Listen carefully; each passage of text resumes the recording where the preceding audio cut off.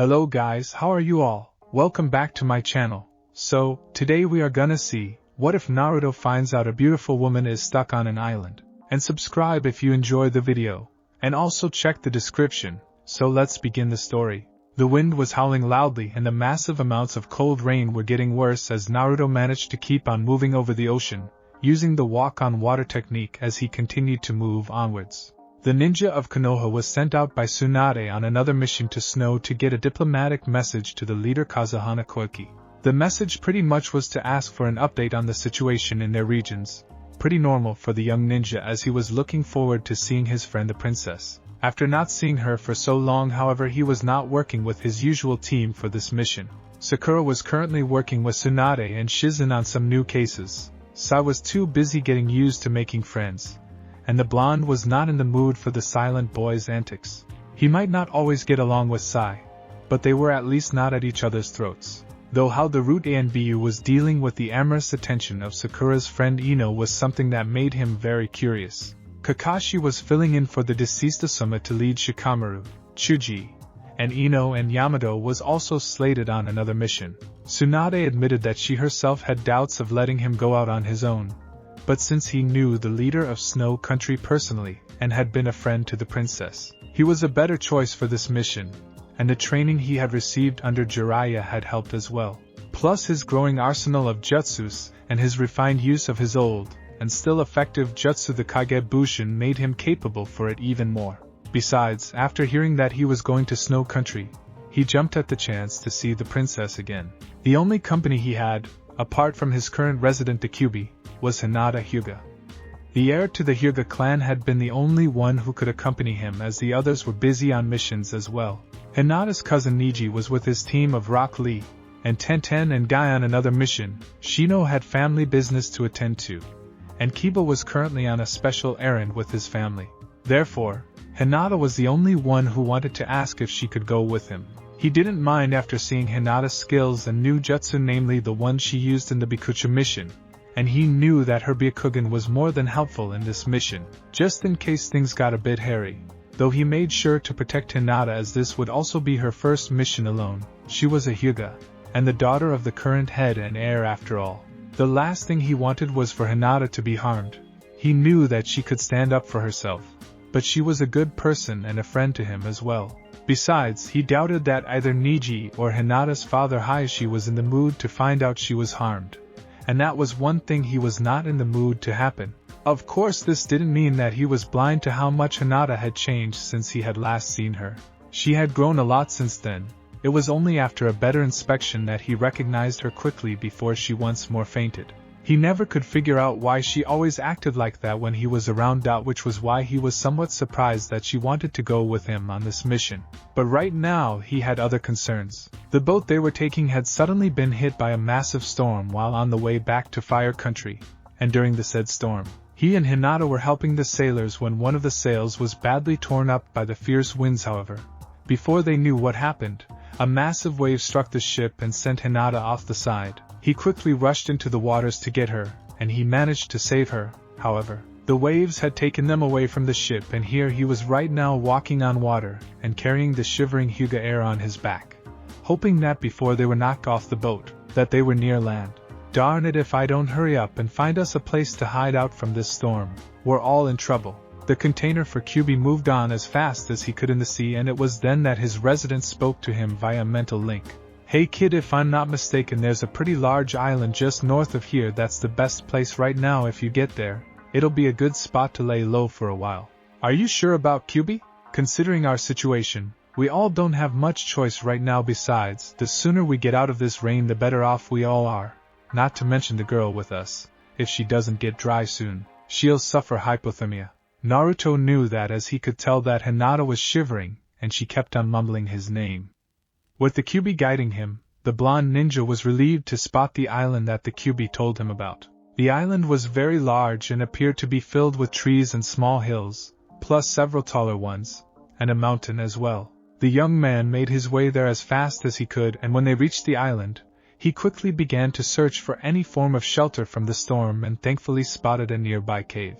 Wasting little time, he managed to reach the cave and put Hinata down on the floor. and in a place away from the wind that was now howling outside. And then Naruto-kun, it's so cold. Hang in there, Hinata, I'll do what I can. There's got to be a way to keep her warm. I know fire would help, but I can't leave her alone like this. Kit, use your churka to warm her body up for now. How do I do that? They didn't teach you that in the academy? Were you? Oh, never mind. Just follow what I say and she'll be fine.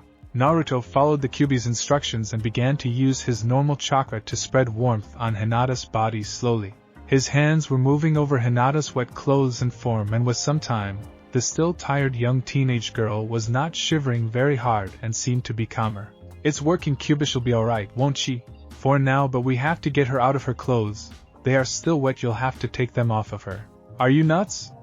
She'll clobber me if she finds out. Kitch's unconscious and we have to get those clothes off of her either way. She can't stay in wet clothes or else she'll get sicked out. Besides, in case it might escape your attention, both of you are the only ones here on this island. But, no buts, Kit, either take them off or she gets even worse. The chakra warmth will be enough for now.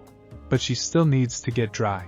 Naruto sighed and began to take Hinata's trademark jacket off of her, and then her pants and sandals, along with her kunai pouch. To his eternal relief, the Hyuga girl wore a thin bodysuit underneath the fishnet-style clothes that all kunoichi wore, and for that he was happy as he was spared the idea of seeing. Okay, best not to go there. I heard that, kid, but we've got other things to worry about. We'll have to go out and get some wood and flint to build a fire. I'll keep you warm and I'll show you how to dry the wood and how to make a fire. But I can't leave Hinata like this.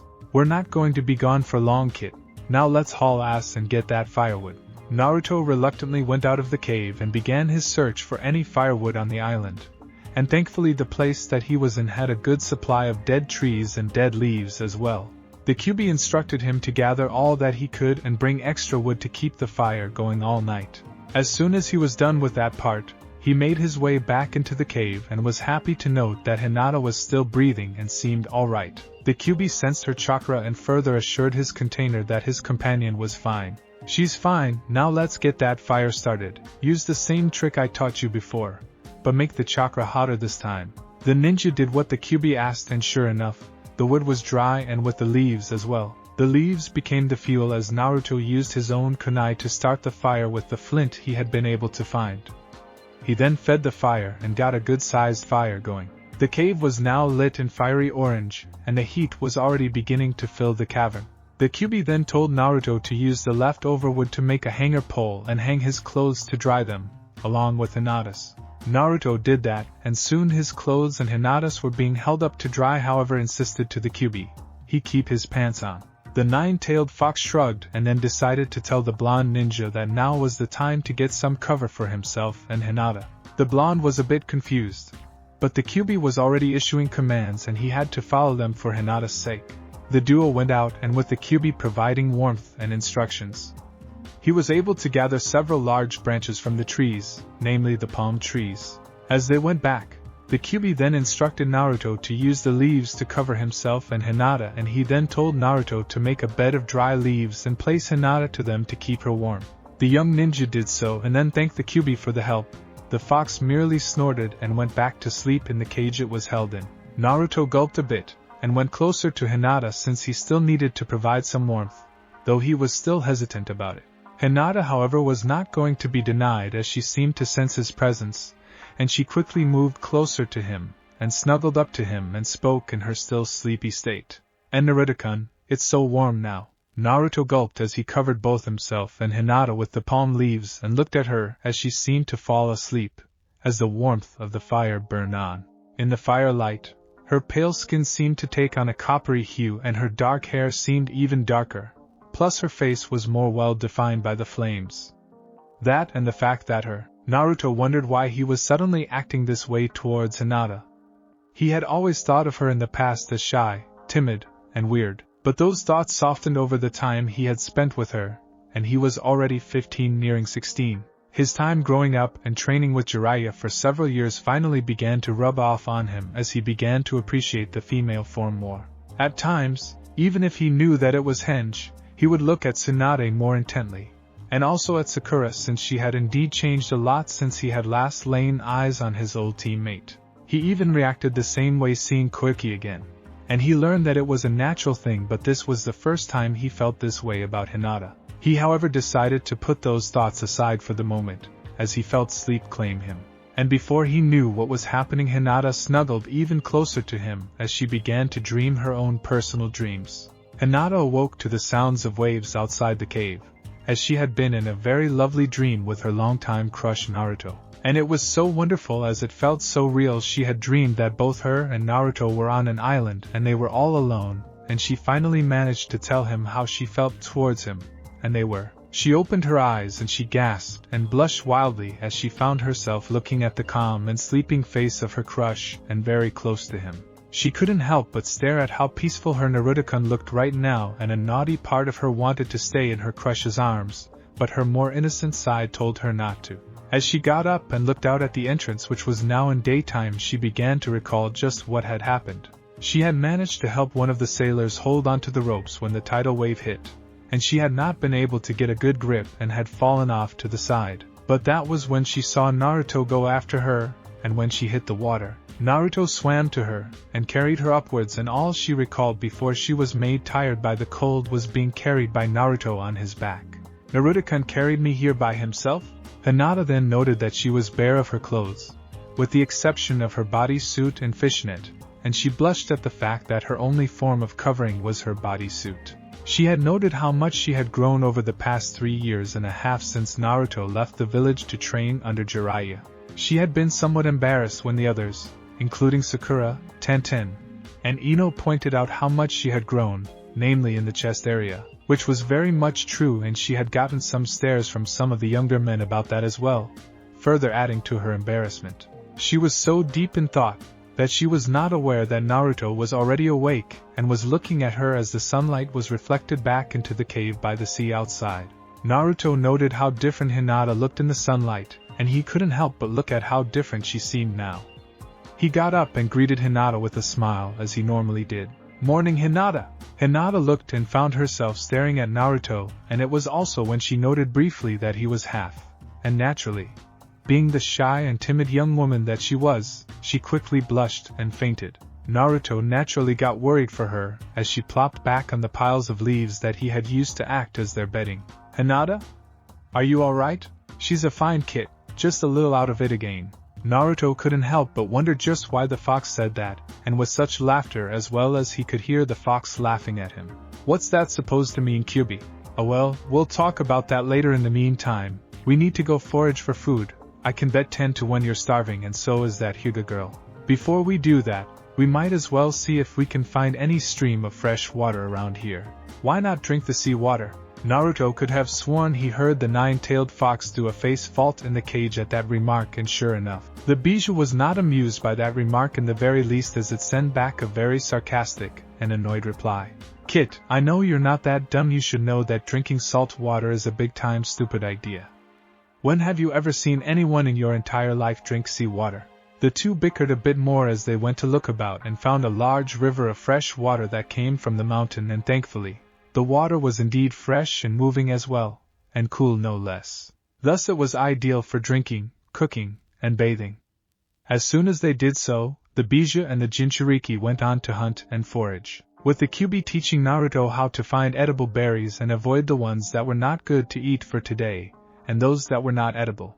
As soon as they did so and took a good amount of the berries, the two then managed to find several healthy palm trees, and with the kunai he had, Naruto managed to climb upwards and get a few of the coconuts. That and the berries were enough for today, but the Kyubi decided to help the ninja to hunt and catch some fish.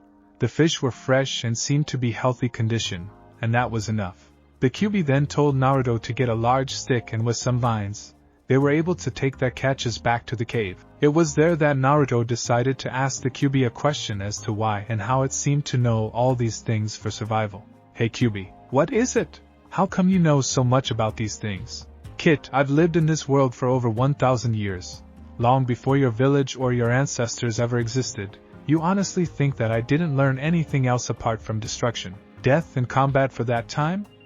Give me some credit, Kit. Even if I am a malevolent entity with an appetite for death, combat, and destruction, I do have some other skills, you know." "I see. Well, Thanks, without your help I don't think me and Hinata would be. Save your thanks, kid.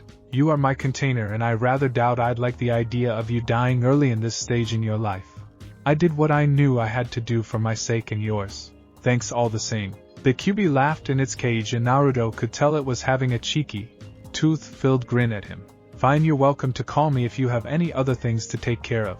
Naruto then got the fire started and he was happy to see that Hinata was very much awake again, and she helped him with preparing their food. The fish were cooked well enough and the lovely smell of cooked meat filled the cave, and the two ninja dug into their food. The berries were sweet and juicy and the two loved it, and they ate the fish slowly so as to enjoy the newly cooked meat. They then worked on breaking the coconuts, and drank the fresh water inside of it. And Naruto-kun? Naruto finished eating his fish and looked at Hinata, who was blushing at him, and she seemed to be rather concerned about something important. He wondered what that was about, and decided to ask Hinata what was it she wanted to ask him. What happened last night?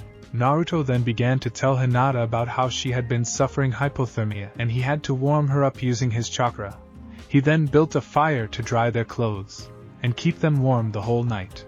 All of which was very much true, as he had woken up on a few regular intervals to keep the fire burning and to check the clothes that they had with them to see if they were dry, not to mention check how she was doing. He quickly assured Hinata that he didn't do anything to her at all when she blushed bright red at the mention of him removing her jacket and pants.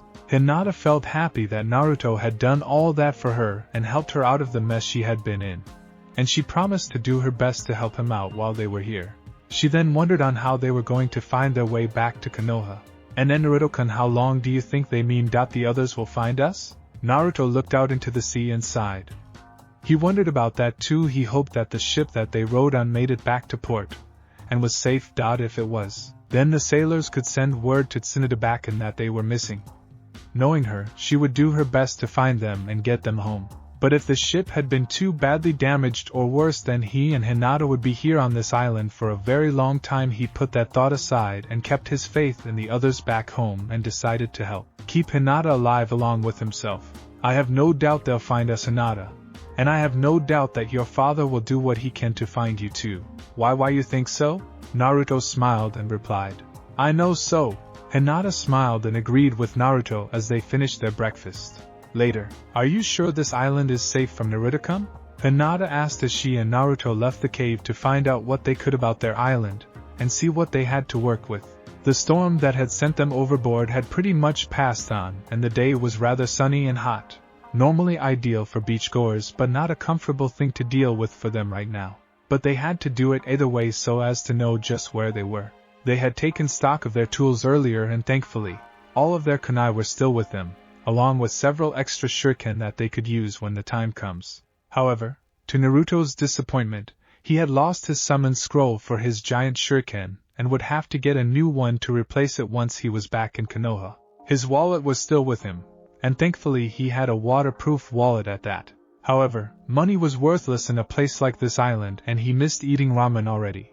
But pushed that aside in order to focus on what they had to do. The only way to know is if we look around. Hinata, come on, we can get a drink in the river nearby. The water's pretty nice there, cool and clean too.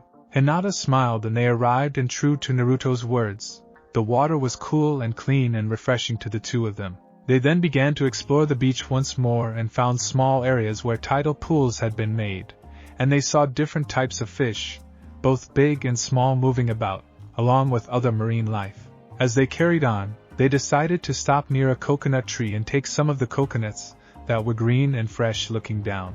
As soon as they were able to get the water inside, they were able to drink, and as well as they should, as the heat was really something at midday.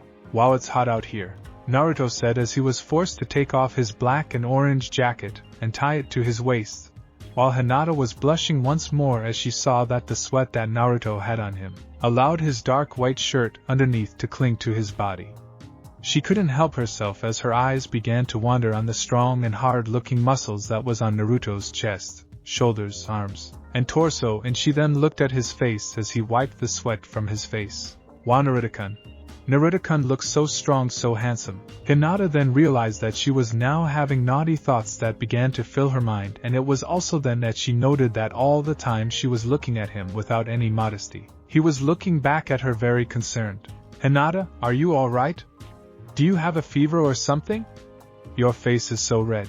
Hinata tried not to lose herself as Naruto began to close in towards her, his concern for her well-being in his deep sky-blue eyes. The same eyes that haunted her dreams every night when she went to sleep. She wanted to do something, anything right now, but her feelings for Naruto were so strong now that she couldn't help herself as she sat there frozen. In truth, she was fighting the urge not to lash out at him, reflexively, or to faint either. Don't faint. Don't faint. Don't faint. The moment Naruto placed his hand on Hinata's forehead to check her temperature, she quickly fainted, making Naruto once more panic and try to wake her up. But Hinata was totally out of it, and as she didn't respond to any of his cries for her to wake up, she was still out cold. Naruto was in a panic. He hoped that nothing bad had suddenly happened to Hinata, and despite his growing discomfort with the idea, he placed his hand on her chest to find out that her heartbeat was fine and she was all right. However, it was also when he noted that his hands were too close to Hinata's, which he knew had grown a lot since he had last seen her. He then felt this strange feeling of attraction in the pit of his stomach as he looked at Hinata. Why the heck am I feeling this for Hinata? It's natural, kid. There's nothing wrong with that. Actually, I was beginning to wonder just when you were going to finally get attracted to her anyway. What the heck is that supposed to mean, Kyubi? The fox couldn't help but shake its head at the sheer amount of naivety that his container had. Like everyone else in the village of Konoha, the nine-tailed fox knew quite well on the crush that the Hyuga heiress had on his container. And truth be told, it provided him with a measure of amusement, while he was stuck in the young man's body. He found it rather funny at how oblivious the young blonde was to the mountain-sized crush the young woman had on him. But at times, it did get annoying to him that Naruto was like a block of cement when it came to Hinata's affection. Of course, he knew about Naruto's attraction to Sakura Haruno, and while he was impressed with how determined Naruto was to protect his teammate, he didn't think that they would be a good couple for a while. Though the relationship between the two had grown somewhat, he was still convinced that the Hyuga heiress was a better choice for his container. Besides that, he believed that Naruto and Sakura were better off as friends. He didn't disapprove of Sakura, considering her healing abilities were good, and so was her strength in combat, not to mention her growth as well. The nine-tailed fox then decided to test the waters, so to speak, as he then spoke to Naruto. Let me put it this way, kid, she likes you, a lot if I might add, and she's becoming even more attracted to you. Now the reason why she just decided to take a nap is because she's very much trying not to faint at you being close to her, since you have quite the effect on that white-eyed girl, and for a very long time since you both were younger. Ain't first love grand? Naruto was stunned at that announcement. He had always considered Hinata as a good and kind person for a very long time, after he had seen her stand up for herself against Neji all those years before. Back then he thought she was a weird, timid, and quiet girl, but he liked her for being a kind, strong, and generous person. He then recalled the times she would seemingly step out of her timid nature to help him on. He then spoke to the nine-tailed fox. How can I be sure you're not pulling me by the leg? There's no way Hinata would ever like someone like me. Humph. Kid, you have no idea how wrong you are. She's always had a crush on you ever since you were still in the academy. And she might not say it, but she's always tried to support you from the shadows. She's just too shy to say anything to you point blank, but she does try to show you how much she likes you. Or have you forgotten those times already? Naruto then thought back at the times Hinata was by his side and then recalled that every time she had been close to him, she would blush bright red, and it was then that he began to realize how much Hinata acted around him. But he still doubted that she would like him, considering his resident inside of him. I doubt she'd like me, Kyubi, as soon as she find out about me, right? You do have a good point there. But that's up to her, kid. She had those feelings for you for a very long time. So it's entirely up to her if she will stand by you once she finds out about me. And it's naturally up to you if you're going to tell her someday. By the way, I recommend you do take off the jacket she has, before she suffers heat stroke in a place like this, heat stroke a pain to suffer. And crush some of the coconut meat so you can get the oils if I recall right. The oils are good sunscreen. Oh yes, she's waking up right now. Hinata woke up and saw Naruto looking at her with concern and realizing that she had fainted yet again, and apologized as she then took off her jacket, even as she blushed at the idea of being in her bodysuit before Naruto. She then followed Naruto's actions of crushing the coconut meat, and using the oils to shield themselves from the sun. Afterwards, they went on to hunt and forage for food around the beach and into some of the forested areas of the island. Later near the beach, they were able to harvest several coconuts, some fish, berries, herbs, wild vegetables, some wild birds, and rabbits as well. As soon as they got the fire going, they built some shade in the sun and cooked their lunches, removing the scales of the fish with their kunai, and skinning the rabbits, and then removing the bird feathers. As they finished cooking their food properly so to avoid food poisoning, they looked at the beautiful beach before them, and the warm air and began to eat their food. Naruto wished that he was able to get supplies from the ship, but the blonde was thankful that the food was all right and at least he had company as he then looked at Hinata who ate her food daintily, still not sure whether to believe that what the Kyuubi told him was true. Hinata came from a noble clan and no doubt would have been asked to marry a good shinobi of her father's approval. There was no way she could ever be asked to marry someone like him, or even like him. But as he thought about the times he had been close to her, she seemed kinder and more friendly around him despite her shyness, and now that he thought about it actually was beginning to find her times of blushing to be rather cute. But still he doubted that her father Hayashi would ever approve of him being close to Hinata, and no doubt Niji would beat the living tar out of him if he tried to make the moves on his cousin. He put that aside and they began to talk about things while they watched the beach and the gentle waves go by. Hinata asked him shyly what happened to him for the past 3 years ever since he left the village, and he asked how she had been. He was surprised to hear about how things had changed for Hinata while he had been away. She and Niji were friendlier to one another now. She was in good terms with both her father and sister, and that was a good thing to know for him. As he told her about his own travels with Jiraiya, she blushed and laughed at some of the funny things he told her. And she also seemed eager to hear about his adventures for the past few months after they had worked together. As the day wore on and they finished their lunch together, they decided to go for a bath in the river. Naturally, Naruto left Hinata to take her bath in private. There was no way he was going to peep at Hinata. She would not like it in the least if she caught him peeping at her. Hinata enjoyed the cool water as she bathed while Naruto stayed a good distance away, but close enough to protect the Hyuga heiress as she bathed. However, it was indeed tempting for him to try and look at Hinata, and the Kyuubi certainly wasn't making things any easier as the red words of the Kyuubi filled his ears, along with some rather interesting images as well. Naruto clamped hard to silence his resident from his mind and was relieved that Hinata was done with her bath and allowed him to take his own. Hinata also was tempted to look at Naruto while he was bathing but thought better of it. She didn't want her crush to think she had become though the desire to see just if the muscles she saw before were real.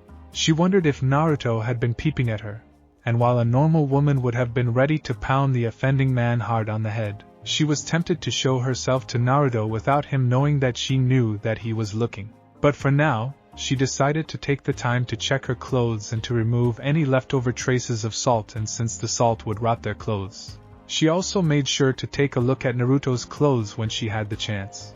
As soon as Naruto was done and they were fully dressed, both him and Hinata, the Hyuga girl approached her crush and spoke out her intent to clean their clothes of any salt that might be on them. Not only would it prevent their clothes from rotting, but also prevent them from being irritated by the salt.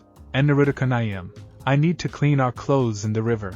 Naruto looked at Hinata as she was once more trying to avoid looking at him directly, and this time he saw the red in her face. Even though he was still not sure if he could believe what the Kyuubi had told him, he decided to get to know Hinata more to see if it really was true that she actually liked or more love him, as what the nine-tailed fox said. Sure, give me a minute. Naruto then took off his jacket, and was now in his white undershirt, and then handed it to Hinata and told Hinata that he would clean his pants himself.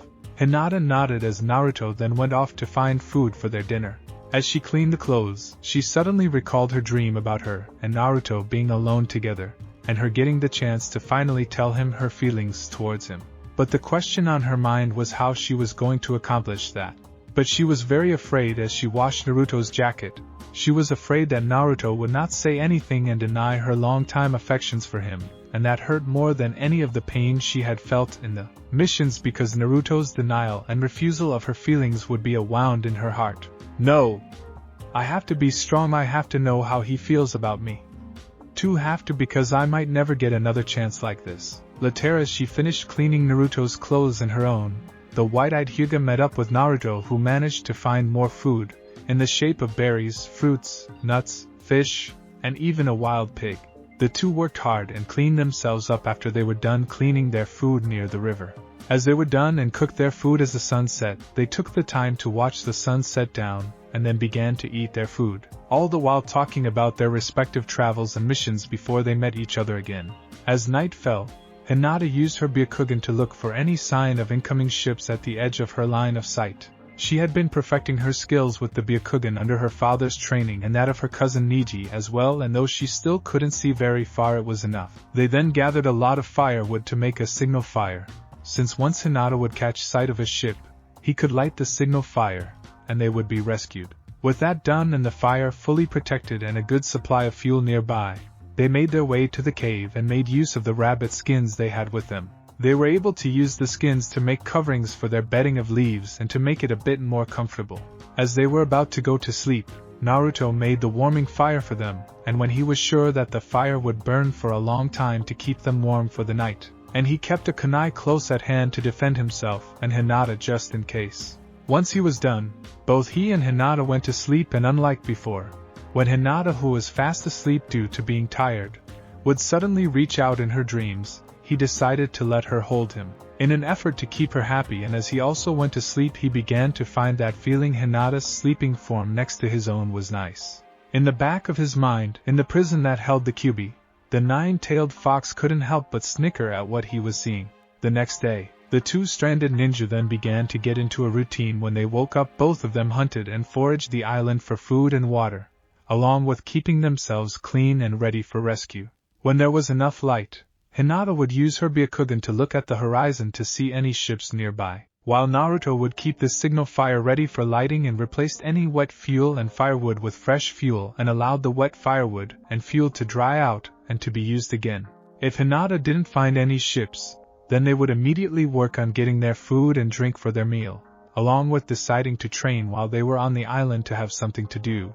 Hinata learned the Kagebushin technique when she was in the academy, and under Naruto's direction, she was able to use several of her own clones to train herself to better her use of the Byakugan and her taijutsu, while Naruto trained with thousands of his own Kagebushin to keep himself at the top of his own game.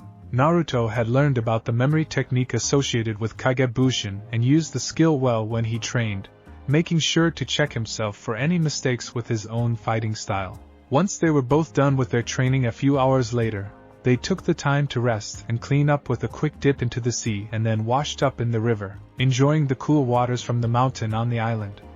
As soon as they were done, they cooked their food and ate their lunch. As they did so, they mostly kept away from the sun while using the oils from the crushed coconut meat to keep themselves from getting sunburned and heat stroke as well. All the while Hinata began to slowly become more open to Naruto and told her more about herself, as she realized that the only way she could ever become closer to her crush was to be more forward to him. She hoped that what she was doing was all right, and she was happy that Naruto would talk back to her. But one question, apart from his feelings towards her, lingered in her mind, and was the question of why he was always being treated with suspicions by the other villagers for a long time. Even though they became more accepting of him, there were still those that mistrusted him. She never knew why this was the case. Naruto was already a highly skilled ninja and such a kind-hearted young man. Why do others still treat him badly? However, she was still too shy on the subject, just as she was still too shy about asking him his feelings towards her. But she was willing to try. Naruto himself marveled at Hinata as they spent time together. He began to wonder at just how strong Hinata was now, compared to her past self.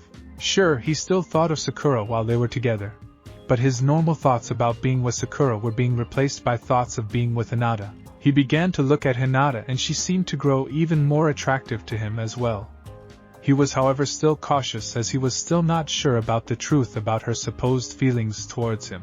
The two ninja continued to concentrate on looking for any passing by ships, and they continued to train with their respective skills and weapons. Until Naruto decided to ask Hinata a favor.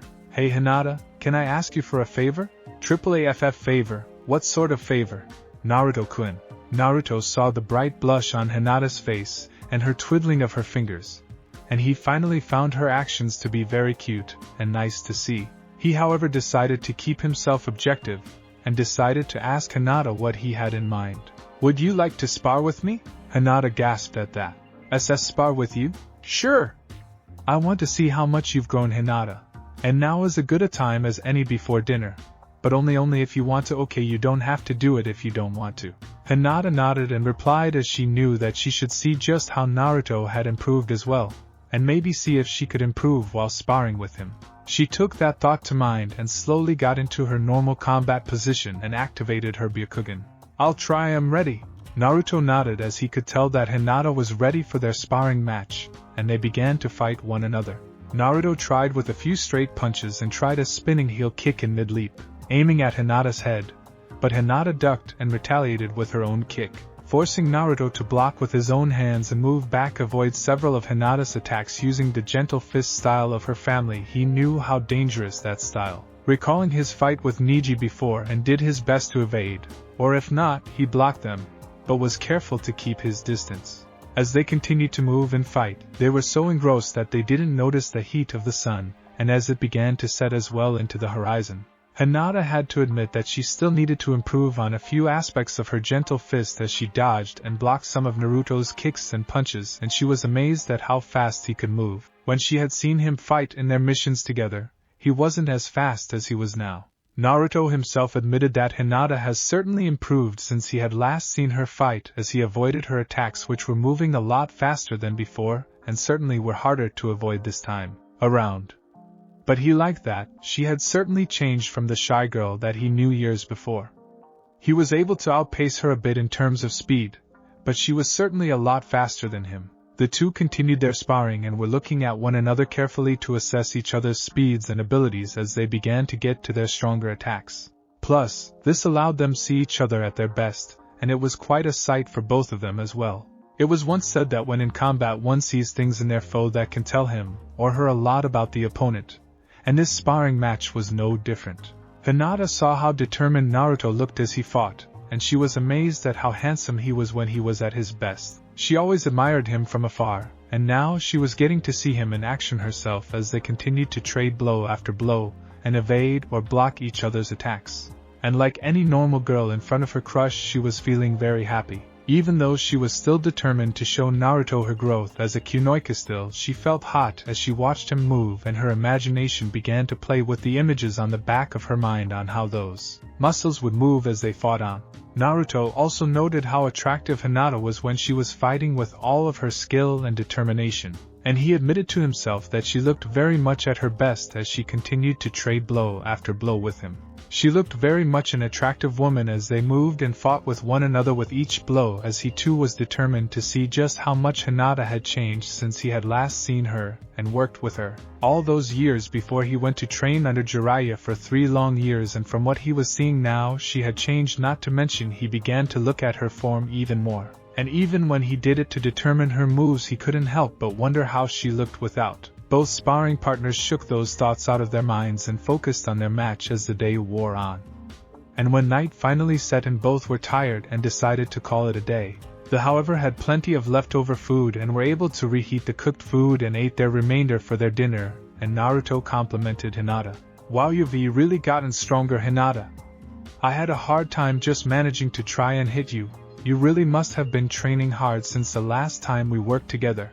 Thank you. 3 wanted to get stronger, just like I promised. Naruto smiled at that as he saw how cute Hinata was when she blushed and twiddled her fingers. "Well, you've kept your promise, and I think that you'll be a great ninja in a few more years' time." Thank you. As the two of them watched the moon rise over the sea and cover sea with a silvery glow, they then wondered just how things were at Konoha while they were here, and they once more decided to go back to sleep in the cave, with Naruto making the fire to keep them warm for the night, and they both went to sleep. The next day, "No sign of a ship, Hinata?" Naruto asked as he checked the fuel for their signal fire on the early morning once the two of them were awake. He had decided to later see what else they could find on the island on this day, as they had only explored a portion of the place. Plus he might find some stuff that could be useful for them while they were still here. Hinata was using her Byakugan as she looked at the horizon and shook her head sadly. "No, I haven't seen any ship yet. I hope they find us soon, and Naruto-kun, don't worry, they will. Come on, let's go see the rest of this little island of ours." Hinata blushed but nodded as she followed Naruto to explore their little island. The two began to consider this island their own personal place as they stayed here for 3 days now, and they wanted to find out anything about the island they were staying in until they were rescued. For the first time, Hinata was not fainting as she held her crush's hand as they both went to see the rest of their island, and saw large patches of flowers nearby, some that were safe and others that were poisonous. There were large trees everywhere, and the hills naturally had fields of green grass over them, along with some of the hills being bare of any coverage. They arrived at the mountain and decided to leave that island alone for the time being as they looked about and spotted other animals in the area, namely wild pigs, rabbits, birds, and more as they looked about. They wondered why such a lush and bountiful island was not inhabited at all, but they found no sign of any habitation and any underground bases in this island at all. It was a perfectly deserted island, and they were here for the time being until they were found. The two decided to take their time to explore the island and enjoy the solitude, as well as this allowed them to relax a bit more and the feel of the cool breeze as it came from the high mountains, that no doubt had snow on the top of it. As they arrived at the hill that overlooked the whole island, they watched the place and surveyed the island. This island, it sure is a nice place to be in. Right, Naruto-kun? Yeah, it makes me wonder why no one decided to build a small home here. This place would have been a good retreat. The two ninjas sat down on the fresh grass and took in the beauty of the island and took the time to think about other things just for today. Naruto was still intent on finding Sasuke and bringing him back to Konoha. While he knew that Sasuke was still after his brother Itachi, he wanted to make sure that his former teammate was safe and would at least, after he did deal with Itachi, he would come back home, though how that was going to happen and when was beyond him, but he kept hoping. For now, however, his thoughts on the matter were now being joined by his thoughts on Hinata, and he began to think back on the times he had known the Hyuga girl.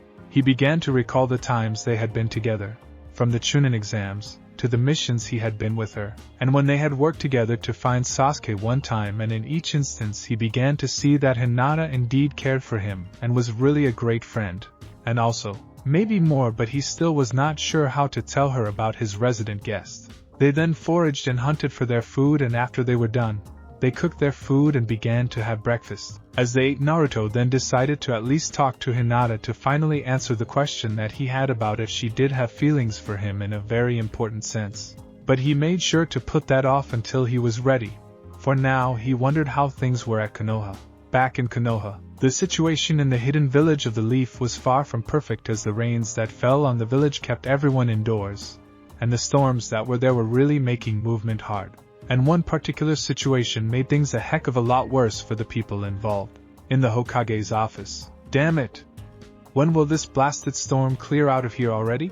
Tsunade was furious as she looked at the latest weather report, and the fact that it was still unsure just when the storm would end and the skies would be clear and the sea safe enough to send out a rescue party for Naruto and Hinata. The Godame was not very happy at least 2 days before, when she had been told that Naruto and Hinata were lost in a massive storm that hit the sea and their ship that was already bound to return to port. In fact, he had been outright worried sick for Naruto and Hinata.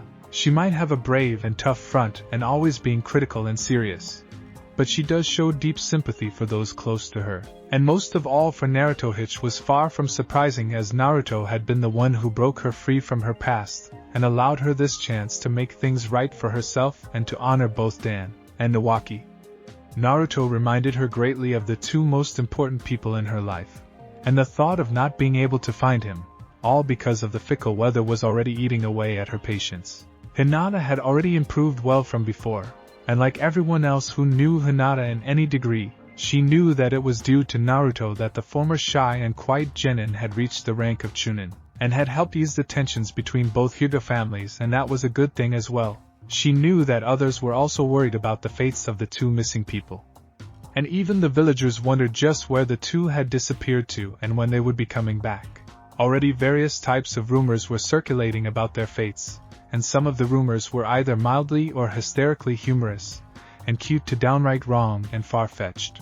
Everyone in the village, including her knew about Hinata's long-term crush on the blonde loudmouth ninja and container for the Kyuubi. And even though she had her doubts about Naruto finding out about the Hyuga heiress crush on him of all people, she couldn't help but wonder at the possibility that while they were alone together, he might finally get the message, but considering how dense the blonde ninja was at times, that might not happen. She sighed as she looked out once more at the dark sky over Konoha, and at that same moment, Jiraiya walked in, along with Shizen the Ed Hermit Sage, trainer of Naruto, and naturally her only remaining teammate now that Orochimaru had died after Sasuke killed him, sighed as he also looked out to the rain.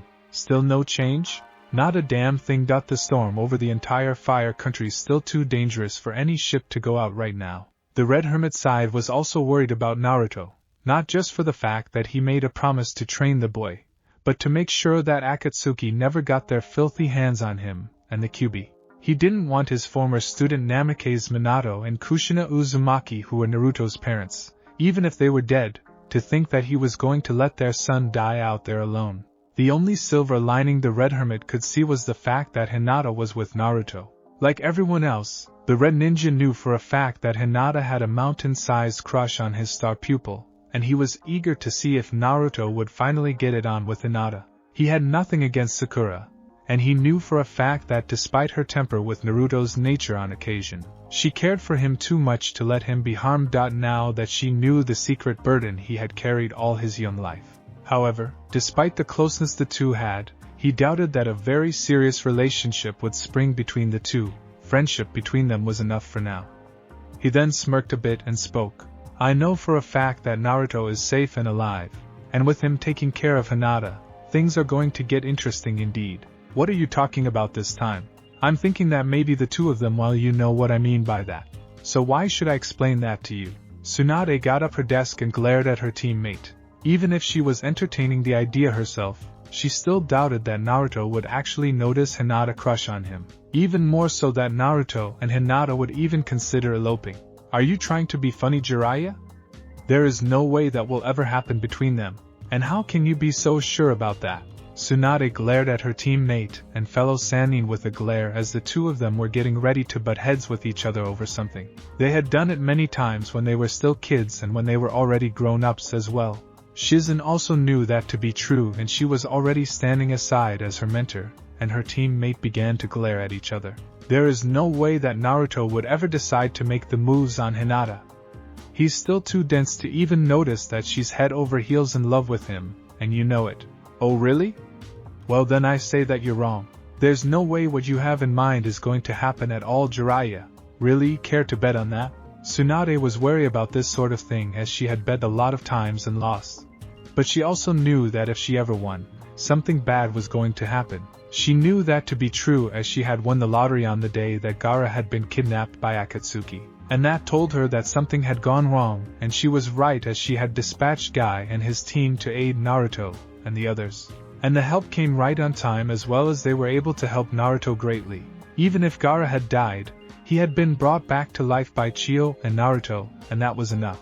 Fine then, I'll take that bet. I bet that if I am right and Naruto and Hinata don't elope, you don't get to peep at any of the women in Konoha for the next 6 months. Fine, and if I win, then I get to do my research uninterrupted by either you or the ANBU for the next 6 months as well. Deal? Deal.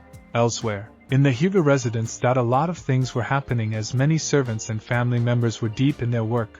Some, however, were praying for the safe return of Hinata back to Konoha. They had grown quite close to Hinata and fond of the heiress, including Hanabi, Hinata's younger sister. She had begun to idolize her big sister, and she was the one who would always ask when they could go out and find her big sister. Hayashi was not very happy with these turns of events, and he hoped that the storms would pass soon so he could be reunited with his eldest daughter. He had long ago treated Hinata the way he did, not because he didn't love her, but because her kind and shy nature, plus her tendency to give up in the past, made her very vulnerable. In fact, he had been keeping tabs on Hinata for some time, even without Kurenai's knowledge, as he wanted Hinata to grow and be strong.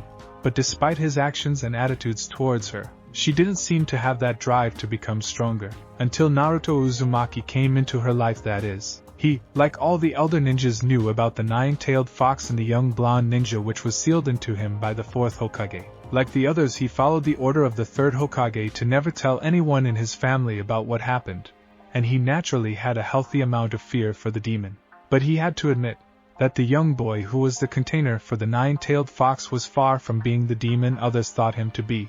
He, however, noted the very strong effects Naruto had on his daughter Hinata. He would have not allowed her having a crush on him had he not noted that Hinata began to train herself harder every day to try and impress both him and Naruto, but even then, she didn't have the courage to stand up for herself, and she nearly was reduced to tears by Neji when they fought against one another. It was only when Naruto told her to stand up for herself that Hinata fought with Negi seriously, and while Hinata had lost and nearly died, she had apparently gained the strength, acknowledgement, and support she needed to finally push herself to achieve and strive for the best. He noted that very well, and despite not showing the approved of her change of attitude, and after the Bikuchu mission, he was happy that she was now more confident in herself and was willing to fight real opponents, and to strive to make herself truly a Hyuga. That also allowed him to finally be a father to her, and thankfully, their relationship had been mended all because of Naruto. It wasn't just his daughter who was changed by Naruto, but his nephew Neji as well. Long ago, he had been at odds with his twin brother Hisashi, Neji's father, since Hisashi was of the branch family, and as such, his nephew had grown to hate and resent him and his family, even if they were indeed related. And that hatred grew when Hisashi took his place when he had killed the ninja that tried to kidnap Hinata.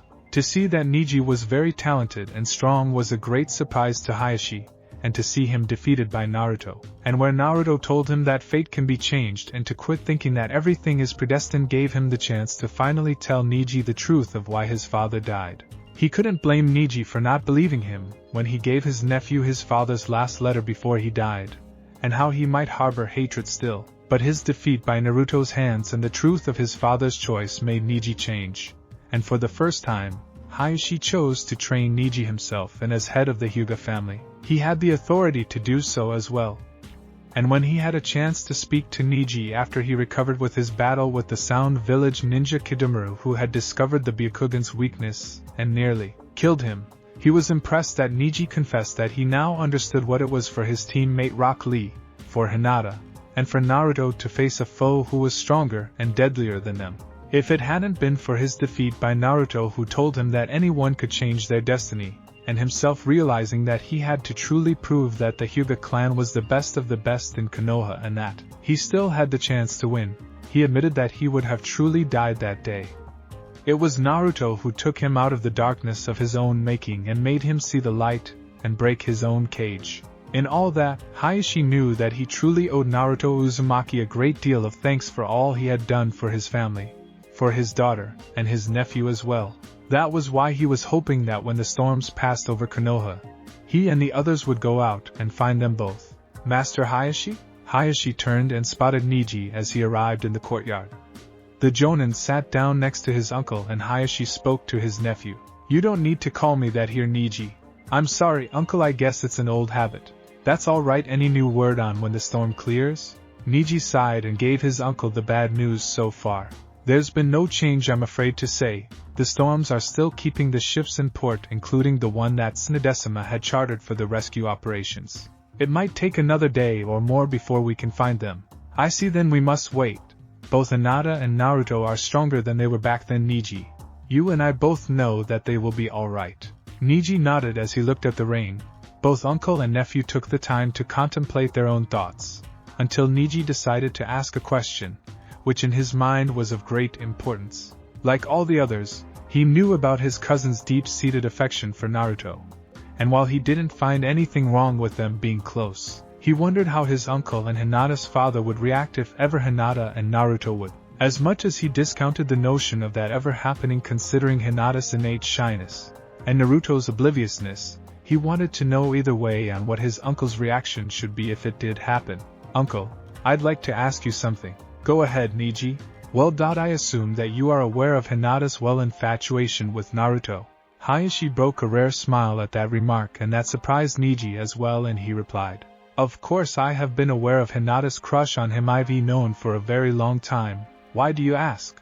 "Well, I know this might sound offensive. But if anything were to happen between Naruto and Hinata, would you approve of it? Hayashi couldn't help himself but smile at the idea. That was a very interesting question that his nephew put before him, and naturally he deserved to answer it as well. Hinata is her own person now, Niji, just as you are your own person as well. If that does happen, as long as Hinata is happy, then she has my blessing. Niji nodded and smiled at the thought. He had to admit that he was dying to see just how things would go between his cousin and her crush. By the way, Niji. Yes, uncle? How is your relationship with Teten going? I heard that you actually asked her out on a date before all this happened. Is that date still going to happen? Now it was Niji's turn to blush. In the Ichiraku ramen stand, the business was rather slow today as Tucci and Ayam looked on at the rain that continued to fall down around the street that they had set up shop for a very long time. It's really depressing that Naruto's not around, isn't it? Ayam missed the young ninja, and she hoped that as soon as the storms passed, the village could go out and try and find him and Hinata as well. She missed the young man's antics and his patronage of their ramen shop. Yes, I really miss him here. The place seems too dull without him around, Tucci said as he missed the young ninja and his antics, not to mention the fact that he was their best customer.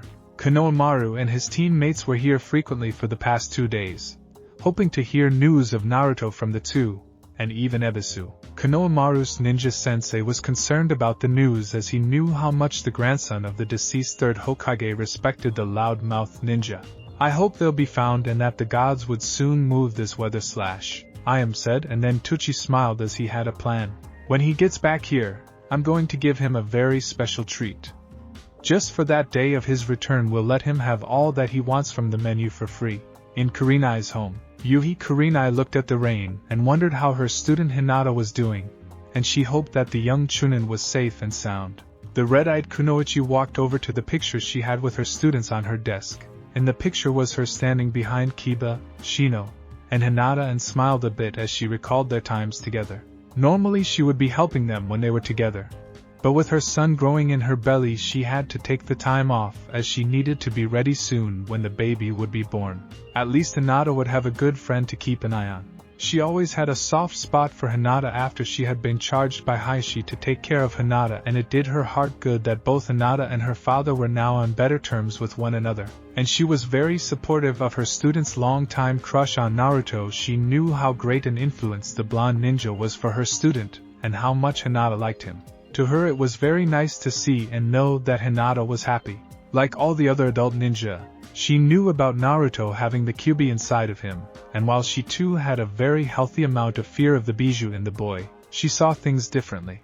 Naruto was at first a clown, but after seeing him defeat Kiba, her opinion changed, and also his support for Hinata was very much welcome, and witnessing him defeat Niji with the Kyuubi's chakra without becoming a monster was a great sign, plus the other times she had known the blonde ninja.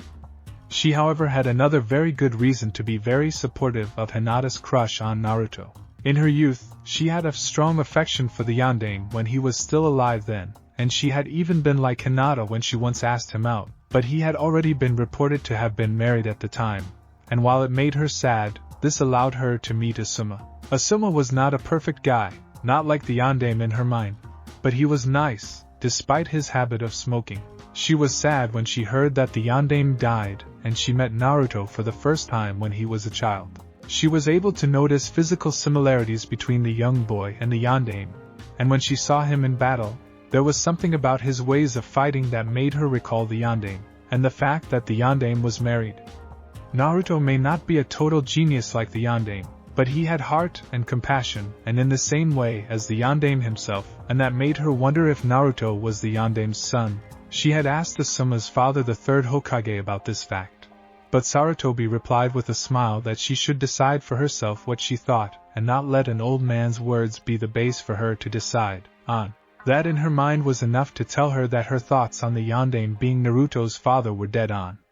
In truth, it was understandable that no one else might know that Naruto was the Yandere's son. The Yandere, Namake's Minato, was quite the legend and was the greatest ninja of Konoha of his time, and made many enemies if they ever found out he had a family. There would be no end to the number of enemies that would try and kill them. And being the kind-hearted, compassionate, and selfless man that he was, the Yandere would have wanted nothing to hurt his village or his family. That was why she supported Hinata in the Hyuga heiress attempts to get closer to Naruto. Besides, the young woman would have made worse if she tried to have a crush on others anyway. She couldn't help but hope that Hinata was all right and that someday, she would finally be able to tell Naruto how much she felt about him. In the Yamanaka flower shop, Sakura and Ino were looking at the rain, along with their other comrades, Tenten, Rock Lee, Kiba, Shino, Shikamaru, Chuji, and even for once Sai as well. They were still wondering when they would be able to go out and find the two of their group of friends. They each had been very busy with their chores when they got word that Naruto and Hinata was lost in a storm at sea. The second Sakura heard that, she became very worried for her teammate and friend, as she and Naruto had gotten closer ever since they began to work together again. It was a bit hard for her to imagine Naruto being helpless, but she was not going to let any harm come to Naruto ever since she knew his secret.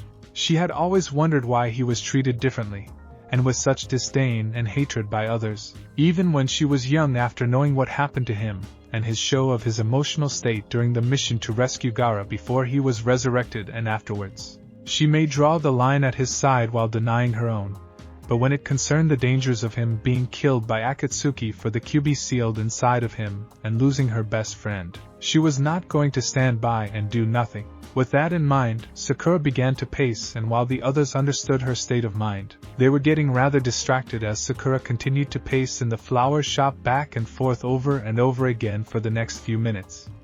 Even Shino was getting distracted. Ino naturally decided to get into the act and speak to her friend. Sakura, calm down. Pacing back and forth isn't going to help, you know. I know. It's just I can't stand doing nothing here. Naruto's out there along with Hinata and lost at sea. Gods only knows what's happening to them out there. I really worry right now. Worried about them? Hinata and Naruto will be fine. Naruto's certainly changed a great deal since I saw him take down that Akatsuki guy with that new jutsu of his, plus he's been trained really hard, you know. He'll be fine, and so will Hinata. She's a lot stronger than she was before, you know.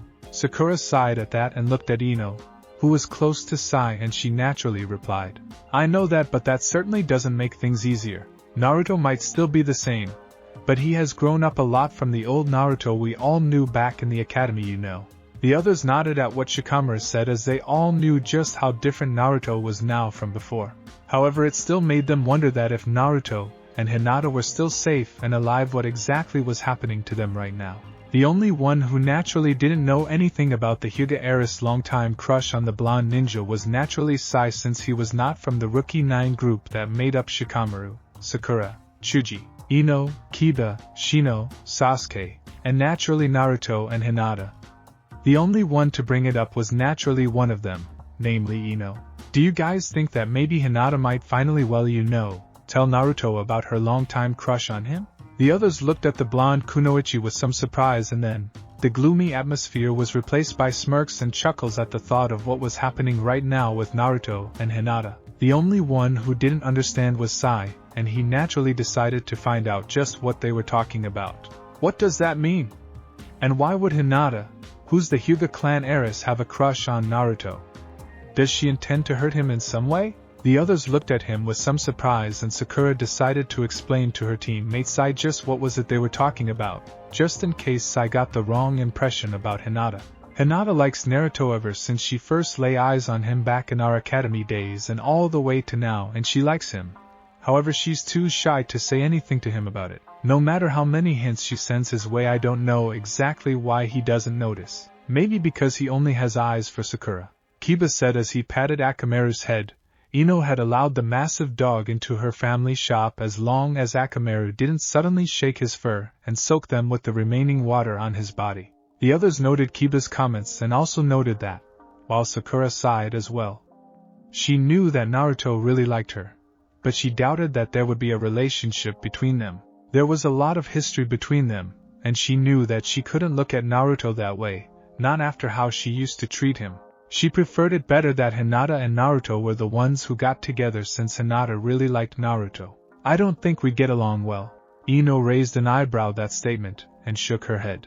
How can you say that, Sakura, since compared to how you two used to get along in the past, that is when you're not angry with him, you two seem to get along just fine, a lot better if I might add.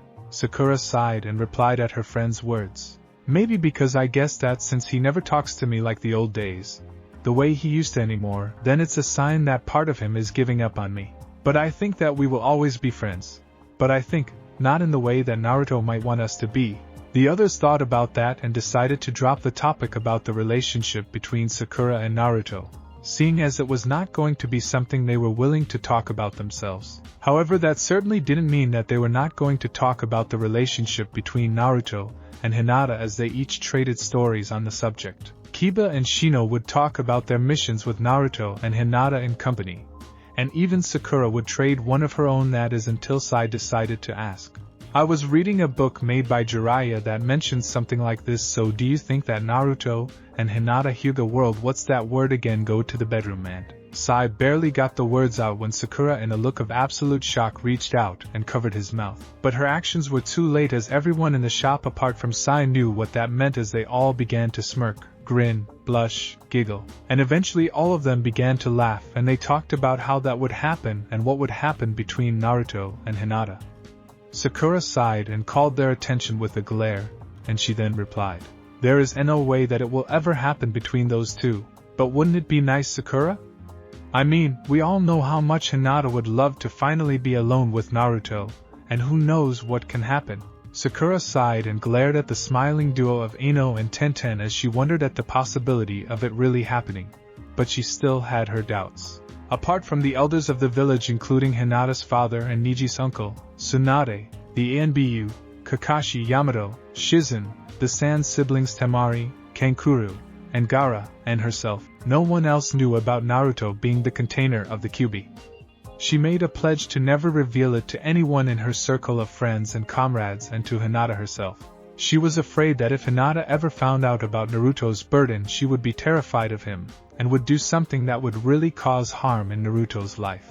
Though she doubted that Hinata would ever actually do that, she couldn't deny the possibility, and she shivered mentally at the thought of how the others would react if they found out. She only hoped that there would be time for Hinata to be properly told about her crush's hard secret. Or else who knew what could happen. Speaking of which, back on the island, Naruto was currently waiting in the cave to make the sleeping fire for himself and Hinata, and he had already taken care of the fuel for the signal fire, and they had been able to cook and eat their dinner after training once more after lunch. As he got the fire working with the flint and his kunai, he then began to think on how he would be able to tell Hinata about his long-hidden secret. But he was afraid he had been able to see glimpses of the woman before him for the past few days, and he was afraid that if he did tell her about his secret, then she would be scared and terrified of him, and hate him. But he decided to just get it over and done with, since he knew that if he didn't tell her himself, then sooner or later, someone who knew about his status as a Jinchuriki would twist the truth to Hinata, and when she did find out it was true, he didn't even want to guess what could happen. As Hinata came into the cave, he waited for her to sit down on their bedding, and he decided to ask her the question that he knew would make Hinata very embarrassed. But he had to know her true feelings before he committed himself to tell her his own secret. "Hinata, why is Naruto-kun? I want to know something. And if you don't want to answer me now, then you can answer me some other time when you are finally comfortable enough to tell me. Are you ready?" "I guess so." Naruto took a deep breath and calmed himself, and asked Hinata the question. "Do you like me?" Hinata blushed bright red at that, and felt her heart race, as she never expected Naruto to suddenly ask her such a question. She had been hoping for the chance to tell him how she felt about him when she had the courage. But now he wanted to know her feelings towards him. She felt as if she was about to faint once more, but she decided to calm herself, and began to speak. Why? You are important. To me and Naruto-kun. Please! I have to tell him now. I might never get another chance. I must not faint. I always watched you when we were in the academy, when we were still genin. And I always admired you so many times. I really felt you were going to be a great ninja someday. And always liked you, Naruto-kun. For a very long time I loved you. Actually I, Imarithan like you, I guess. What do you mean? Say it. I. Before Hinata could say it, Naruto finished it for her words, plus all the times he recalled when he was with her in their earlier years and the times they had together now told him what he wanted to know. You love me? Hinata nearly lost her consciousness, and gulped loudly as she twiddled her fingers. And she felt that she was going to faint as she decided to say it once and for all. To do. Naruto looked at Hinata, stunned that the truth finally came out, and what the Kyuubi had told him was true. Hinata Hyuga was in love with him, and she had just told him that in this place. All the times she had been kind to him were now making sense, and he felt relieved that he knew the truth about why she was always being kind and supportive of him, and why she was always this way with him when he was near her. Now came the moment he dreaded to tell her about the Kyuubi. Hinata, I thank you for telling me the truth. I know it feels better now that I've told you about how I feel, Naruto-kun. Hinata wiped the tears in her eyes that threatened to fall as she thought she would cry at finally telling her crush, and now her object of affection, about how much she loved him. But too, don't think that you would want me. But I do love you. I really do. I'm not lying about that. I know you could never lie to me, but I want to tell you something that might change your mind about me. What do you mean? Hinata, do you know about the Kyuubi? Hinata knew about the nine-tailed fox and how it had attacked Konoha years ago. She had been only a baby at the time and had heard stories about how the beast killed many of the people in Konoha, and nearly wiped the village out. The Kyuubi was nearly able to destroy Konoha had it not been for the Yondaime, and his noble sacrifice of sealing the Kyuubi and giving up his life. Then the village of Konoha would have been wiped out, but what does that have to do with Naruto? I know that it nearly wiped out the village years ago, but that is it? Naruto gulped and spoke slowly as he recalled the time he found out the truth about himself. Hinata, did you ever wonder why the villagers hated me and treated me the way they did? Two did before, but why did they do that? Why did they hate you? Because Hinata Kyuubi was sealed in a male baby, in order to stop its rampage in Konoha, and that baby grew up to be treated like a monster. Like the Kyuubi, though no one told others why. Do you understand me now? Hinata didn't understand it at first, and was very much confused. But when she began to recall how others would look at Naruto, and she could hear their whispers and comments about him, it didn't take long for the Hyuga girl to put two and two together and realize just why Naruto said that he would tell her something that would make her change her mind. Naruto-kun, you were that baby? Naruto nodded slowly as he placed his hand on his stomach, the same place where the nine-tailed fox resided in his body. And he continued to speak to Hinata. I found out about it when I was fooled by Mizuki to steal the sealing scroll. I was angry when he told me about using me to steal the scroll for his own ends. Iruka-sensei, who tried to help me, tried to stop Mizuki from telling me about, but that traitor did it anyway. I was hurt and angry. But I was saved and I decided to live with it. But so many people still hated me. I wanted to tell you this before you found it out in another way and would be lied to. I can understand if you want to leave and be on the other. Hinata, however, was having none of it as she tackled Naruto, and instead of hurting the blonde ninja, looked at him straight in the eyes and kissed him. Naruto looked at Hinata with absolute shock. The blonde shinobi had expected her to run away from him in fear and fight him, but not these was not expecting to be suddenly knocked down and kissed by the dark-haired and white-eyed girl. He couldn't help but react as he slowly stopped resisting and kissed Hinata back. Hinata was shocked by what she learned about Naruto, and she could understand why he said that she would change her mind about him. But she was not going to change her mind. Naruto may have the Kyuubi inside of him, but he was not the Kyuubi.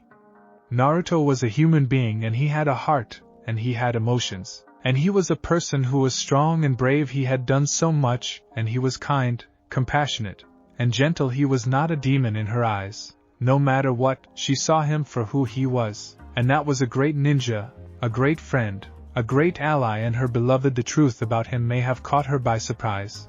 But she was not going to change her mind about Naruto or Naruto-kun. As she broke the kiss, Naruto tried to speak to her. Hinata, why are you? Because I love you, Naruto-kun, and I mean it. But what about? You may have the Kyuubi inside of you, Naruto-kun, but you are not the Kyuubi. You are you, no one else. I love you for who you are then, and I love you for who you are now. The truth may complicate things, but I won't change how I feel about you, Naruto-kun. I love you now and always. Please say that you love me too. Naruto couldn't help but blush and feel his heart beat even faster as he could see and hear the truth in Hinata's words. She loved him. Even if the Kyuubi was inside of him, she still loved him, and the feelings that simple truth had unleashed were amazing to him. And this time he was confident of his answer. To love you too, Naruto-kun. Naruto then smiled with an Ed style. And I'm going to prove it too. It's lemon time, ladies and gentlemen. Naruto got up and both he and Hinata sat on their bed covered with the soft and sweet-smelling leaves, which they covered with rabbit skins that they were able to sew together with thin but strong fiber, and their kunai. He looked at her and marveled at the coppery hue the fire gave her, and made her eyes glow. With that and her blush, he reached out and kissed Hinata gently, and slowly this made Hinata as she began to kiss him back with equal fervor. The Hyuga girl couldn't help but feel her body become alive as she savored the taste and feel of her beloved's lips on hers. She had dreamed of doing this for a very long time, and now her dreams were coming true. Naruto had been reading a lot of things about sex and love making, and in fact, he might not have told anyone this, but he had been able to finally get enough material on how to actually make love to a woman, but he kept in mind that while he had some idea on how it was done, he wanted this to be perfect between him and Hinata, as she was his girlfriend now, and they were going to make love to one another. In truth, he had dreamed of doing this with Sakura, but now it seemed to be more right to him to be doing this with Hinata. Their chaste kissing grew in intensity, and soon, they began to kiss each other more intensely, and Hinata shyly responded as she slowly opened her mouth to Naruto's gentle prodding, and when she did, he opened his mouth as well. The Kyuubi container then slowly licked her teeth, making Hinata, and when Naruto placed his tongue into her mouth, gently tempting her to do the same, she nearly fainted on the spot. Hinata slowly moved her own tongue, and the moment her tongue touched Naruto's, both of them let out as they tasted and touched each other, and when they slowly began to deeply kiss each other, they both got an idea of what they would be doing soon enough, as their deep kissing and tasting of each other was already qualifying as a sex act on its own. As they broke their kiss, they began to slowly disrobe one another, with Naruto removing Hinata's jacket and Hinata removing Naruto's own jacket as well. They did so and then removed their inner clothes, with Naruto managing to find the special latch that held the upper portion of Hinata's body suit together with the lower piece. It didn't take very long for the two ninja to finally be able to see each other, and they both liked what they saw. Hinata blushed brightly as she looked at her love's body and admired the muscles that were in his body. She looked at his face first, marveling his sky-blue eyes and the strong but handsome features on his face. Even the whisker-like marks on his cheeks didn't detract his features in the least in her eyes. Her gaze traveled down to his chest and torso, marveling at the muscles she saw there, testament to the years of training that her long-time crush and love had been through all his life. She then admired the muscles in his arms and then his hands, relishing the thought of them touching her now form.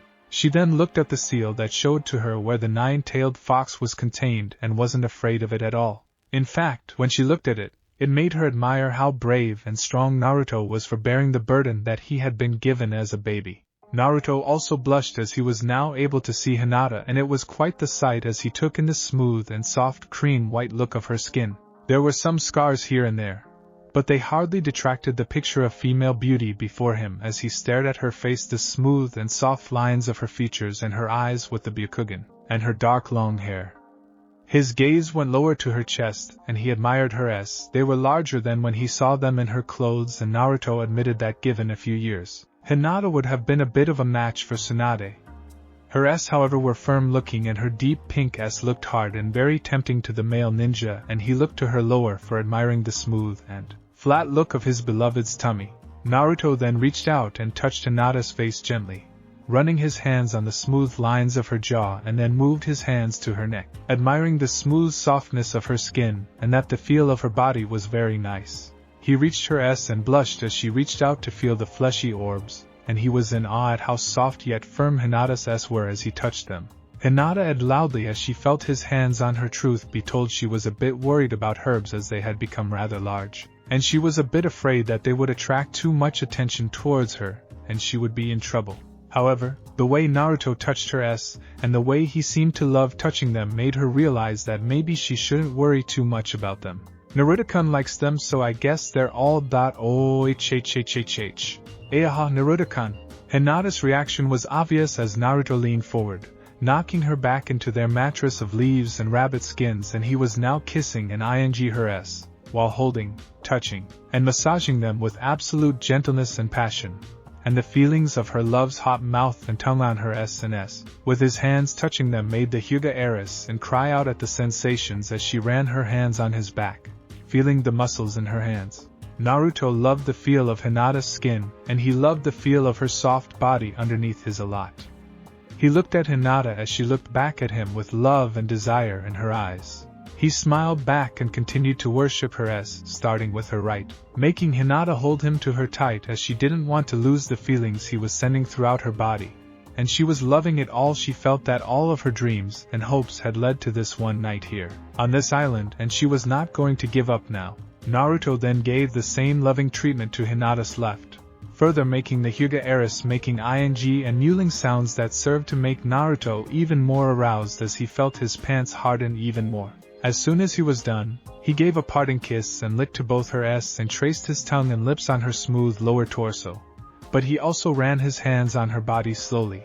Loving the feel of her smooth skin, he reached the waist of her pants and lower bodysuit, and with patience and a bit of fumbling, he with Hinata's help managed to remove her pants, sandals and her bodysuit, and he smirked as he saw the black panties that Hinata wore. He smiled at his lover and replied, "Why Heineken, I didn't know you wore such naughty clothes." Naruto-kun.I. Naruto merely kissed her as he gently reached out and removed her panties, taking into account that her panties were already wet, telling him that she was already wet in her sex. He looked at her most private place, but then Hinata's shyness came back as she covered her with her hands. "PPP, please don't look at me like that there.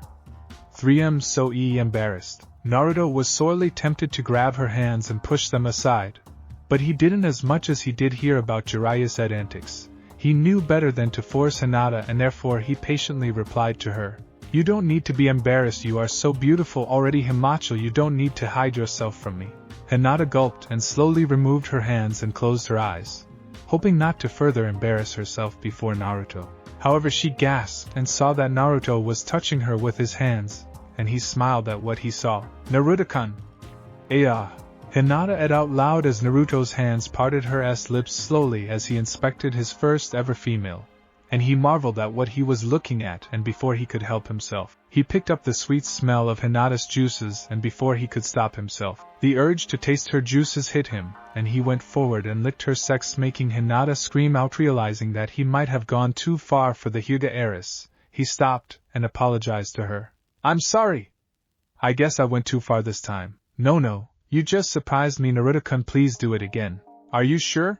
"Yes." Naruto nodded and then went to trying out what he read in the books as he went back to licking an ing on Hinata's, and he loved the and groans Hinata was giving out as he continued to taste her sex. He enjoyed the feel of her soft and wet sex, and then found her clothes, recalled all that he had learned in the books, and touched Hinata's clit gently. Hinata cried out, and she struggled a bit as the feelings her Naruto-kun gave her were driving her crazy. This went on for quite a while until Naruto pushed his tongue past her inner lips and straight into her inner sheath. That was enough to drive Hinata over the edge as she had her orgasm. "Naruto-kun." Hinata arched her body upwards as she felt her body's release, and she felt like she was flying into the sky or floating in a pool of warm energy. She felt more alive than anything as she relaxed and fell back on the mattress and began to pant and gasp as she began to recover. Naruto was nearly overwhelmed when Hinata came as her juices flowed out of her sex. He lapped up as much as he could and loved the sweet taste of her juices. He then looked at Hinata as she was covered in a thin sheen of sweat caused by her orgasm. The look of Hinata on their mattress with the light from the fire giving her a glow, and her face in pleasure was an image Naruto was not going to forget anytime soon. In the cage where he was imprisoned inside the young ninja, the Kyuubi couldn't help but look on as he was watching the whole event with a very interested eye. He was sorely tempted to go into this and get involved but decided not to, out of respect for the couple. Besides, just because he was not in control of Naruto's body, it certainly didn't mean he couldn't feel the sensations and emotions the two were radiating. "Damn, finally I get to see and feel some action for a change." Naruto smiled as he saw Hinata open her eyes, and she was looking at him in a very sexy and shy smile as she slowly got up and kissed him, unmindful of the fact that her juices were on his lips. Hinata did know, but didn't seem to mind as she kissed Naruto deeply. It was then that she pushed him down, and then began to take off his pants, sandals and then his boxers, revealing him to the warm air. Hinata blushed as she looked at Naruto's, as apparently the whisker marks and fox-like mannerisms were not the only things the Kyuubi imparted on its container. Hinata might have never seen one in the past 16 years of her life before, at least if you count the times when she was still little, and they didn't count. She marveled at the fact that Naruto's was at a whooping 9 inches. More than enough for a teen his age, and more than good in fact. She blushed brightly as she slowly but surely ran her hands over the organ, and she stopped a bit when Naruto gasped, thinking that she might have hurt her loved one somehow. She began to apologize, the very same way he did when he thought he was being too forward with her. Sorry Naruto-kun. No, it's alright, I was just surprised. You can go ahead to Heineken. Hinata smiled and slowly began to run her hands over the long and rather thick, amazed at the length and width of it, and marveled at how hard it was, and the skin was yet so soft and smooth, and she could see the veins as well. She then reached the head of her loved one's sex and couldn't help but admire the deep red tip and its softness. She then had an idea, as she had heard about this before being done by some of the women when they were with their boyfriends or husbands. She didn't know if Naruto would like it, but she was willing to try anything now to please Naruto and make him happy. Naruto was in heaven as he felt Hinata's hands slide over him with a gentleness and touch that made him ache with want, but he was content to let Hinata go at her own pace. He looked at Hinata and his eyes bugged out as she suddenly began to lick his at the shaft, and before he could even utter a sound or ask what she was doing, the sensation of her tongue licking him made him howl out in pleasure and surprise. Hinata continued her actions, making Naruto out and offering his pleasure, making her even more determined to make him feel happy. She licked him from base to tip and even kissed it gently, and while she was not very sure about how to really do it and therefore was only doing things on trial and error, Naruto was certainly not going to complain. She then took the tip of his and slowly began to kiss and lick it, as well as on it. Hinata then recalled what else she heard and then relied on that as she slowly began to take in her lover slowly into her mouth, and began to slowly move up and down as she was able to take as much as she could. This went on for a few minutes as Naruto screamed out his pleasure. As Hinata began to pick up the pace, Hinata was careful as she did this, and while she couldn't take all of it in, she was content as she heard the cries of pleasure from her loved one as she continued to bob her head slowly up and down. So it was natural that since the two of them were one of them in this point and situation had to give as Naruto finally released his seed into Hinata's mouth, and Hinata likewise felt the twitching of her lovers in her mouth, and then she felt his seed hit the roof of her mouth and the back of her throat, and the streams kept on coming as she took in as much as she could manage without choking and moved back. But several more streams landed on her face, and some dripped down to her s. She then tried Naruto's taste, and noted a sweet and slightly salty mix, no doubt from all his years of eating ramen, and other types of food that managed to get his attention, and there was a slight tingly sensation she felt when she tasted it. And she loved the taste as well. It was the taste of her loved one after all, and with that in mind, she took it in. And noting the seed on her face and on her s, she decided to take it all in with her fingers, and did all the while unaware that her Naruto-kun was watching the whole time. Naruto managed to recover due to his massive reserves of stamina and chakra so as to apologize to Hinata for not being able to warn her about his coming release, but the second he saw Hinata swallowing his, he was unable to think straight, and when she smiled and began to clean herself with her hands took in his seed, he felt like his brain had just stopped working and he was now back at full mast. Wow, Naruto, can you taste? Was it bad? If it was, I know I like it. Both lovers then held each other tight, and Hinata blushed as she could feel Naruto's poking her stomach, and when she looked at him, he looked back and they kissed each other. Naruto didn't mind the taste, and so did Hinata as they began to kiss, touch, caress and lick one another. This went on until Naruto then looked at Hinata, wordlessly telling her that it was now time for them to finish this.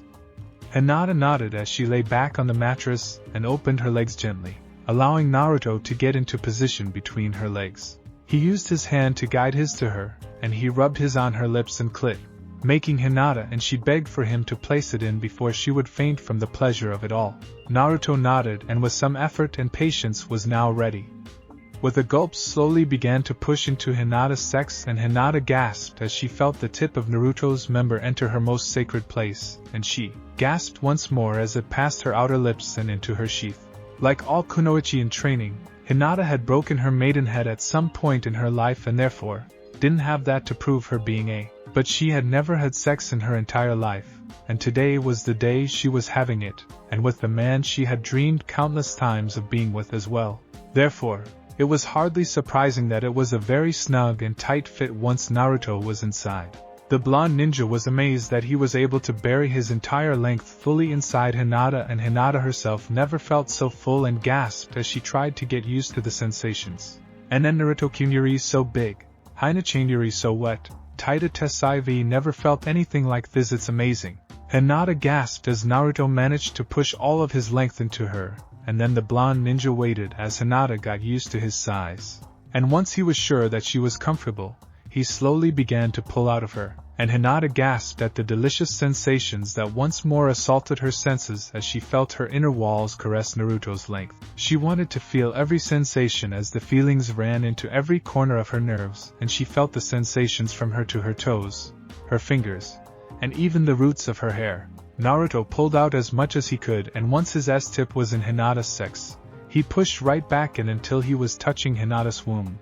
The dark-haired kunoichi cried out at the sensation of being filled to the brim once more, and that was when Naruto began to establish a rhythm for his thrusts into Hinata's wet sex. As he began to thrust slowly into her, Hinata felt her body begin to tingle and grow even more sensitive to the heat and the sensations that flooded her mind and body. Naruto's feeling of Hinata's wetness, tightness, and softness was so powerful that he nearly blacked out at the feelings that flooded both his body and his mind as he continued on with his actions. Heineken. You feel so. Nara Naruto-kun. Harder. More please. The two ninjas began to into each other's ears as Naruto got closer to Hinata and used all of his stamina as he continued to thrust into Hinata to bring them both their release, and they both were enjoying it without restraint, and that was a good thing for the two of them as they held each other tightly. And they began to shout and groan as Naruto picked up the pace of his thrusts, and then worshipped Hinata's ass with kisses, a few licks with his tongue making Hinata cry out her pleasure. The two then kissed each other deeply, and when they ed together as Naruto's thrusts grew in speed and power, and the cave was filled with the sounds of their wet flesh hitting each other along with the erotic sounds of their love-making. Bahut. More. Naruto-kun. Ayaha. Heineken. So hot, so tight. The two of them wanted this very moment to last forever and ever, as long as they were alive, as they continued to shout and their pleasure to each other. But everything has an end, as they both of them were now reaching their climaxes, and they both made that fact very clear to one another. 3M going to. Naruto-kun. Me too. Heineken. Both hit their orgasms at the very same time as they shouted their joys. Hinata cried out as she felt the very first stream of Naruto's seed hit her inner walls, and the feeling of it was very much like a bolt of pleasurable energy was flowing into her, along with a feeling of great comforting warmth that flowed through every part of her body. The first jet of Naruto's seed into her hot sex was followed by yet more, and she felt her milk her lovers to take as much of it as it could handle into it. Naruto likewise was in ecstasy as he felt his release, and the feel of Hinata's inner walls caressing his was exquisite as he continued to release his seed into her womb. The feel of the soft, wet, and tight walls milking his sex was so wonderful he was about to faint. Naruto, however, knew that until things were straightened out, he couldn't afford to have Hinata pregnant. Therefore, he learned a trick to make his seed unable to be fertile using his chakra for the sake of safety. As he did so, slowly began to pull out of his love, and a long trail of seed followed a bit, as he lay beside Hinata, who was breathing slowly in and out. The two lovers looked at one another and cuddled closely as Hinata decided to ask him something. How did you move on when you found out about the Kyubi and Naruto-kun? I have Iruka-sensei to thank, along with Sakura-kun, Kakashi-san, and even Sasuke, because they are all good people to me. That is why I won't let Sasuke leave, and there's Tsunade-baken, Erosenin, Shizen and Ayaken. And now there's you, Heineken. Hinata blushed brightly and kissed Naruto on the cheek as she held him tightly. She was now part of the small number of people who knew him very well, and until the time came for the truth to come out, she promised to not tell anyone about Naruto's secret. He trusted her with it, and she won't break that trust for as long as she lived. Naruto smiled and held her tightly as well as the two of them slept. The next day, Tsunade was relieved to see that the clouds that had covered the skies over Konoha had just died down, and the reports of clear weather for the rest of the week was even more uplifting news as she quickly called Shizen to the office. Shizen arrived into the office with a smile on her face as the weather told her quickly what the Hokage had in mind. Yes, Tsunadesima? Tell the boats to await our arrival to the port. I will be going along with a select band of ninja to find Naruto and Hinata. Until then I want you and Irika to be handling things while I am gone. Yes, Tsunadesima. The Hokage then contacted all of the ninja who she knew could help in the search, namely Niji Hyuga, his uncle Hayashi, Kiba and Akamaru, Shino and his destruction bugs, and a few others for the search. She didn't mind if several others were on the search, including Sakura as well as Yamato and Kakashi. Later, as they were all there on the boat and set sail, all of them, including Naruto's sensei Jiraiya, went to follow the route the boat that Naruto and Hinata had taken when they were lost, hoping to find them, somewhere at sea. On the island, Hinata woke up with a daze and looked about. She found to her surprise that she was very much and at first wondered what had happened.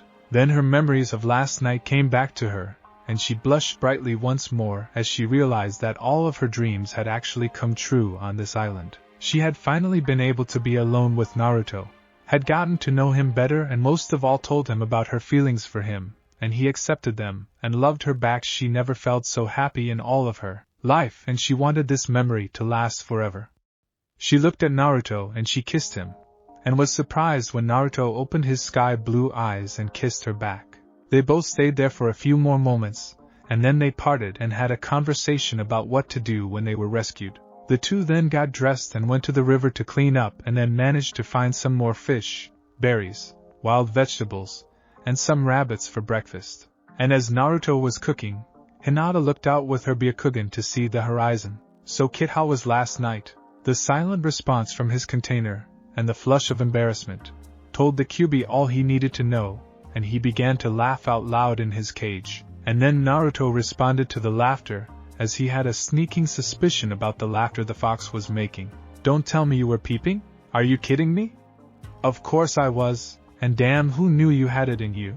Actually, I could have given you some extra stamina for you two to go at it for another batch of rounds so I can have some entertainment apart from fighting for a change. Do you have any idea how utterly boring it is to be inside your body for 15 years and not getting the chance to have any type of action? You Ed Fox. Why thank you, I haven't been called that in a very long time. But in all fairness, I'm happy for you. At least you get the girl who loves you. Even if I'm inside of you, you have no idea how hard that kind of person is to find in this world. You're real lucky to have her by your side. I guess you're right. And at least I've got me some good viewing material to pass the time before we get back to fighting. It'll certainly help relieve the boredom around here. Promise me one thing. That being what? Don't make a habit of recording all of the times between me and Heineken, okay? I can't guarantee that just yet, kid. I happen to like this stuff, but I'd rather focus on the love sessions than all the hugging and talking. I prefer the more physical actions. Like I said, you are one Ed Fox. And like I said before, thank you. Hinata looked on and scanned the horizon for any sign of ships coming in, as she hoped that she and Naruto would soon be rescued. Sure enough. Naruto-kun, there's a ship out there. A really big ship. Naruto quickly put aside his cooking and rushed up and lit the signal fire, hoping that the people would see it despite the distance between them. He was in luck, as another Byakugan user was on the boat as well. But in this case there were two of them. Niji was currently scanning the horizon with his uncle Hayashi, as the others were also looking about as well. On the front of the boat with the two Hyuga clan members were Jiraiya and Tsunade, along with Sakura, Kakashi, Sai, and Yamato. Niji looked and then spotted a trail of smoke from a distance. Hokage-sama.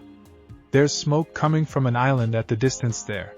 The Jonin replied as he pointed in the direction of the smoke, and Hayashi confirmed it, as well as he took out a map of the area they were traveling and noted that there was an island at that direction, and uninhabited and unused as well.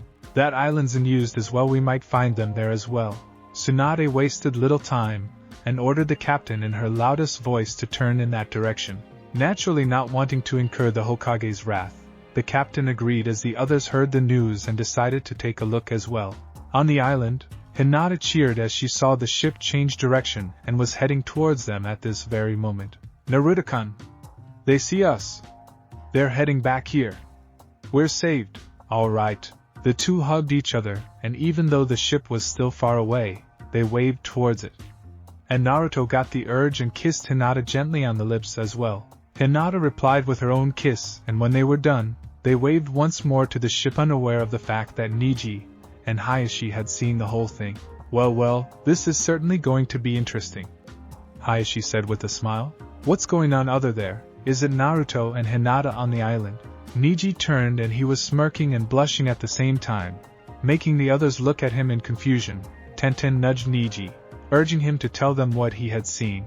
"It's Naruto and Hinata-sama on the island, and they were, hugging, and last we saw they, kissed." "They did what?" Jiraiya was smiling perversely as he faced Tsunade, who had a look of shock and surprise on her face. "Looks like I win, Tsunade." Everyone else was in shock and surprise, and all of them were already talking about what Niji had just seen. Sakura, Kakashi, Yamato, and Sai looked at one another and tried to figure out just how to react to the news. Epilogue. "Hey Naruto! Hurry up! We've gotten a lead on where Sasuke-kun is," Sakura shouted to Naruto as she spotted her teammate and his girlfriend Hinata were walking together with him, holding Hinata's groceries as they were heading back to the Hyuga residence. It did the pink-haired Kunoichi's heart good to see this, as Naruto was head over heels in love with Hinata. She was very much surprised and spoke with the two a few weeks before, and was surprised indeed when Naruto told her that he told Hinata about his secret, and even more surprised when Hinata told her that she would not tell anyone else about her Naruto-kun's secret. When she found out that Hinata and Naruto did elope, it was a bit shocking, but she was hardly envious as she knew how much Hinata loved Naruto, and she was happy that Hinata got her wish and happy for Naruto to find someone to love. They were still friends and will always be close, and now they have another chance to bring Sasuke back and safely as well. Hinata had changed, she still blushed and stuttered on occasion, but she was now more confident and stronger as well, and she would be there to witness Hinata and Naruto training together as well. "Got it, Sakura-kun." Naruto then turned to Hinata and gave an apologetic look to his girlfriend, but Hinata smiled nevertheless, and took the groceries from her boyfriend's hands and replied, "No need to say anything, Naruto-kun, go and save Sasuke-san. I'll pray for you that you and the others get back safely." "Thanks, Hinata-kun. Say hi to Hayashi-san and Niji for me." As Hinata watched her boyfriend leave, she smiled and headed off to her home. Hayashi and Niji were not angry with her, much to her surprise, and actually pushed her towards having a relationship with Naruto, and so were the others. And even Hanabi was supportive of her relationship with Naruto, along with the others of her family, and that made her feel that finally she had a happy life. As she walked away, she smiled at the sun and rubbed her belly, dreaming of the day that she could start her own family with Naruto. Finished. Well, that's about done it for today. This is my new project, and it might become a series if anyone wants me to try other pairings. Just so you all know, I don't do yaoi or yuri fanfiction. I don't have anything against the genres or the people that read them, but I prefer male to female fanfiction more than most. Comments and reviews are needed, and if you want me to try other pairings of women from the series and the fillers with Naruto using the deserted island theme, then send me a suggestion when you have the time. Early morning, Naruto looked at the sea with a smile as he took a good long draught of the cool sea air. He had just been sent on a diplomatic envoy to sea country. He had been selected by Tsunade since she decided that it would be better for him to travel and be on the move than staying in the village all the time, plus since he was on the move, it would make it harder for Akatsuki to track his movements. Many people thought that such tactics was a bad idea, namely those who were afraid of Akatsuki getting their hands on Naruto. However, Tsunade was adamant on the idea of keeping Naruto on the move, and she felt that with each experience, Naruto would be able to improve his own abilities. Plus, the vacation was needed in order for him to deal with other matters, apart from finding Sasuke all over again. Naruto at first disliked the idea, but Tsunade was more than capable of convincing him to take the mission/vacation. Actually, she once more used her power to convince the hyperactive team to take the mission. And if there was one thing Naruto learned, it was to never argue with Tsunade when she was really in a bad mood. However, he didn't dislike Tsunade and considered her as family, and in a way didn't mind the trip. He was not alone, however, as Tsunade had assigned him a protector NBU, but it was not Kakashi nor was it Yamato, as both of the said men were on other duties. Yamato was currently working on with gathering details on Akatsuki, alongside Jiraiya. Kakashi was busy taking care of Asuma's old team of Shikamaru, Chuji, and Ino. Sakura was currently working on making some new antidotes, and also learning a few new techniques from Tsunade. Hinata was not around for today as she was busy working with Shino, Kiba and Akamaru on several details around the village until Kurenai was fully recovered from giving birth to her child who turned out to be a boy. Everyone was busy and here he was riding a large liner and heading back home to Konoha. It would take several days before they made it back to Konoha, so he might as well enjoy himself even if this vacation was not what he had in mind in the first place. However, he took in the smell of food and with a grin, made his way into the galley. As much as he missed the Chiraku ramen back home, he was not adverse to the food on the ship, though he wished they would try some pork in the food. As he made his way to the mess hall, he decided to order another meal. He took out his frog wallet and smiled at the good amounts of money he still had left from his last missions. He paid the cashier and took his food with him. He and his protector were currently taking different rooms in the upper cabins, and the rooms were spacious enough to allow private dining for the guests. As he made sure to balance the meals he was carrying, Naruto then recalled the time he had been placed on this mission. Flashback. In the Hokage's office. What? You can't be serious, Tsunadio-Basin! Naruto shouted in a loud voice as he digested just what Tsunade had called him to the tower for. He had just done another mission for today as he and his team had lost track of Sasuke and Orochimaru yet again, and it frustrated him to no end that Sasuke was still not coming back. And now this. Tsunade glared and shouted right back at him. Quit shouting, Naruto! And I am serious. Naruto felt a vein pop on his head as he and Tsunade, with a vein on her head as well, glared at one another while Shizen and Sakura were watching, along with Sai, Yamato, and Kakashi. Sai was the only one who was not showing any emotion on his face as per his training en route, but the others however were tense and worried as the two glared at one another.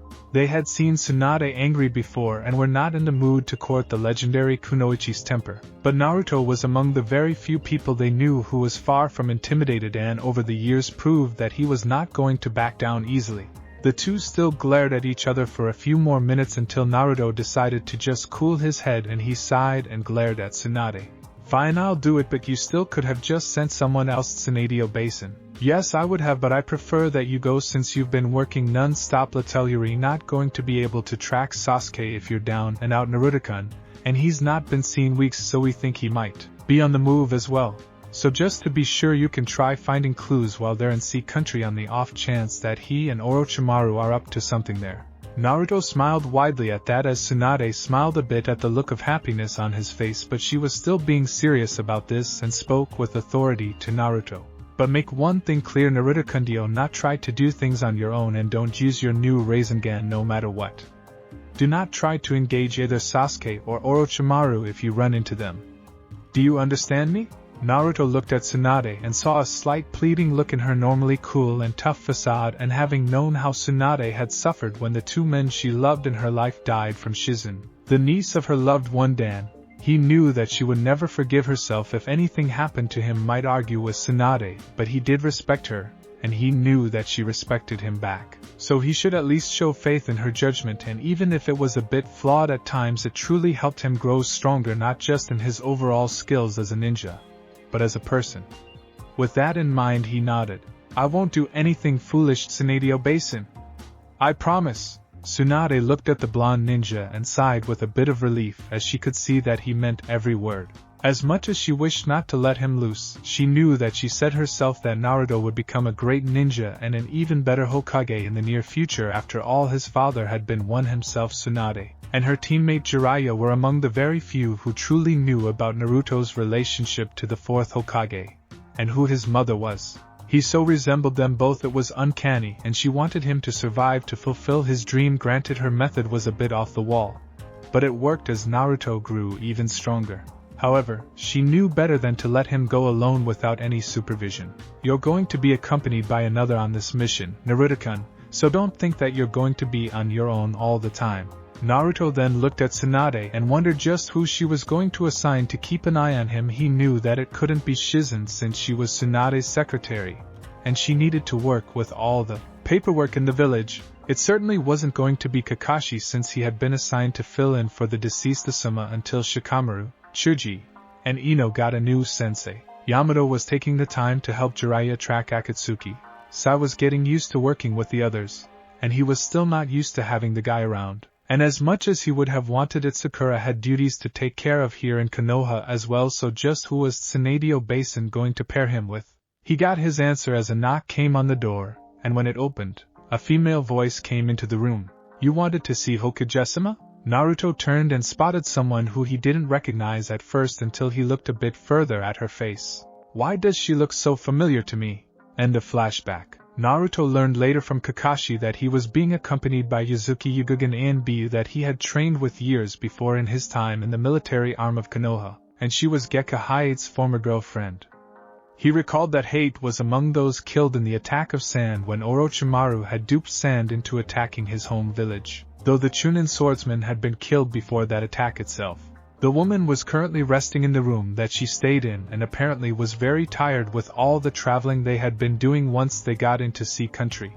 They had done their mission to deliver the Hokage's message to the leader they had to visit, but to his disappointment, they found no trace of either Sasuke or Orochimaru. It felt like going back to square one all over again. Naruto put those thoughts aside as he arrived in front of Yugo's room and he knocked on the door, hoping that Yuzuki was awake. The door opened and the violet-haired female Anbu opened the door. She was not dressed in her Anbu armor for this mission, and was instead dressed in the same fashion as Kakashi or Yamato was and had only the vest off. Yuga looked at Naruto in a bit of surprise as she appeared to have been somewhat busy before he had arrived. What is Naruto-kun? Sorry to disturb you, Yugo-san, but I brought you your breakfast. I don't know what you like, so I hope this is okay for you. The female Anbu looked at the wrapped meal and smelled the food. She smiled at Naruto gently and moved aside. Please come in, Naruto-kun, thank you for bringing it to me. Naruto smiled as he walked into the spacious room that Yugo stayed in. The room was well furnished and comfortable, just like his room without being too showy. The Hokage had managed to place a good deal of money on the operation, though Naruto was rather thrifty in that regard and kept a good amount of his money hidden away for further use and away from Jiraiya, so not all of the money was from Konoha's accounts. Yugo's vest was on a nearby chair next to a table, and she was currently working on checking up on her supplies of weapons. Naruto waited for Yugo to move the weapons aside and he placed her breakfast on the table. The female Anbu smiled at how nice the young genin was when he placed her breakfast on the table. He certainly was quite the gentleman, and so unlike the QB inside of him. Like many people from nearly 12 years ago, Yuzuki Yugo knew of the QB being sealed inside of Naruto by the Yondaime, though she was very young at the time, and it had been quite a number of years since she had seen the young blonde as she had grown up when training in the Anbu. She had met him in the funeral of the Sandaime after Sarutobi was killed, and she had to admit that the young boy had grown up a lot since she had seen him when he was a baby. In fact, when she had seen him in the Hokage's room, she was a bit surprised that the blonde teen looked vaguely familiar to her until she was told who he was. The first few thoughts that came to her mind were, how much he had grown since she had last seen him, how tall he was, and he certainly had grown a lot more good-looking. At the remembrance of that last thought, she chided herself for thinking of such things. Besides, Naruto was still too young. Granted, he was no longer 12 years old, but she did have 8 years ahead of him, and it was odd for her to think that way of the blonde kid. Now he was already nearing the age for that sort of thing, but she shouldn't think about such things for now. She still held on to the memory of her past love-hate, and she still cared for his memory, and while it was hard knowing that he was gone, she still cared for him, and as such, it was hardly proper for her to think about these things involving Naruto of all people. But he was still a nice boy nevertheless. As Naruto placed down the food, he then thought that he felt he had forgotten something, and it didn't take very long for her to find out what it was that he had forgotten. Darn! I forgot to get a drink. What do you want to drink, Yugo-san? I'll pay for it. Yugo smiled at him, and replied to his question. Just some jasmine tea if you don't mind. Sure! I'll just drop my food off in my room and get you your tea, Yugo-san. With that, Naruto left Yuzuki as he went to his room to place away his own breakfast, allowing the Anbu the time to study her food, and found some good sushi, sashimi, rice balls, and tempura with beef pot, with some vegetables as well. The female Anbu smiled as she sat down, and began to have her breakfast. As she ate her meal, she began to think about how things had been in Konoha after the invasion. Her fellow Anbu had been pulling double duty ever since the attack by Sand and Sound, and so had she when she was part of the routine patrols, and more, it had been stressful for her, even more so now that Hayate was gone. Hate and her had been very close when they were younger, as she used to watch out for him due to his chronic sickness. Despite that, he was a good ninja and worked hard despite the occasional coughs that indicated his health, and she admired him for that. However, at times she wished that he would take better care of his health when he could have the time. As they both got older, she and Hate became closer, though her duties prevented them from getting closer when she became an ANBU, and they had very few times together. However, they cherished those times together, and even if it was going to be hard, they hoped that maybe they would have a chance to make a life together in Konoha, and if they could even have a family. But it was never meant to be when he was found killed days before the Chunin exam and the invasion of Sound and Sand, though she eventually found out that the Sand Jonin Baki was the one who killed Hate. He vowed that he was willing to face her anger for the death of her beloved. However, she had gathered the courage to move on, and though she no longer had Hate by her side, she still made sure to make him proud of her by continuing her duties and defending Konoha from those who threatened it. However, it was hard for her to move on, and at times she woke up and cried when she knew that she was alone in her room. No, Hyuga would have never wanted me to be moping all the time. I have to be strong, and I have a duty to do. With that, Yuzuki managed to stop herself from crying and focused on her food, and she turned and smiled when Naruto once more knocked on the door. She had learned that the blonde ninja knocked on doors in a certain way, so she could tell that it was him on her door. She got up and opened the door, and sure enough, the blonde ninja was before her with a teacup and a small pot filled with warm jasmine tea on a tray. "Here's your jasmine tea, Yugo-san." Yuzuki smiled warmly as she managed to keep herself from crying as she recalled how she and Hate would drink the same tea together. She then reached out and took the tray. "Thank you, Naruto-kun." "No problem. I'll finish my own breakfast and head off to the deck for training. I'll be there if you need me, Yugo-san." As Naruto walked into his room, Yugo smiled at him as she looked at his retreating form, and she once more found herself admiring the blonde ninja as he had been growing stronger, and certainly looked a lot more impressive looking. She chided herself once more when she found herself looking at his posterior. Yugo blushed a bit, and sighed, as it had been so long since Hate's death, and despite knowing some very nice-looking men in her time, she still didn't feel inclined to start another relationship. But she admitted that she was a woman after all, and like any normal woman she had needs too. The female ANBU put that aside as she went to her table and poured herself a nice hot cup of tea and drank the liquid as she finished the last of her breakfast. After a few minutes of quiet reflection and relaxation, she wondered what she should be doing today. She didn't have many duties as she was only assigned to keep Naruto safe, and while she was not the best ANBU in the rest of the corps, she had enough skill for Kakashi to trust her with the safety of his student, and so did Tsunade. And she was not going to break that trust to either of them, as she was not planning to be sent back to being a genin once more. She sighed as she finished her meal and decided to go out and do something to relieve the boredom that had settled on her for some time. As she finished her meal and looked out into the ocean, she heard footsteps rushing out, and from the sound of the feet, it would no doubt be Naruto himself, and she wished him the best of luck with whatever training he was going to take. She then decided to observe just how skilled Naruto was, and then took out her own weapons and left her room. As she made her way to the deck, there were times that several male passengers gave her leering looks, but she ignored them as she moved to the deck to see to her charge. Hate admitted that he was at times wondering why she, a beautiful woman, would be interested in him, but she assured him that she was serious about her feelings towards him, and he decided to leave it at that. This was happening since she was not wearing her normal ANBU attire to better fit into her mission of being Naruto's guardian. Speaking of which, she wondered just what sort of ruckus did Naruto start this time. However, it seemed that the peace was not going to last as an alarm filled the air. "Pirates!" Yuzuki groaned and quickly rushed to the deck, and as she looked at a nearby window there were indeed several smaller boats, filled with pirates. The men on the ships appeared to be dressed in the usual garb worn by pirates, and were armed with an assortment of weapons, from spears, harpoons, clubs, swords, and other weapons. Pirates plighted the waters on more than one instance, and were always a nuisance to many shipping businesses. That was why some ship liners had their own corps of soldiers to fight them off.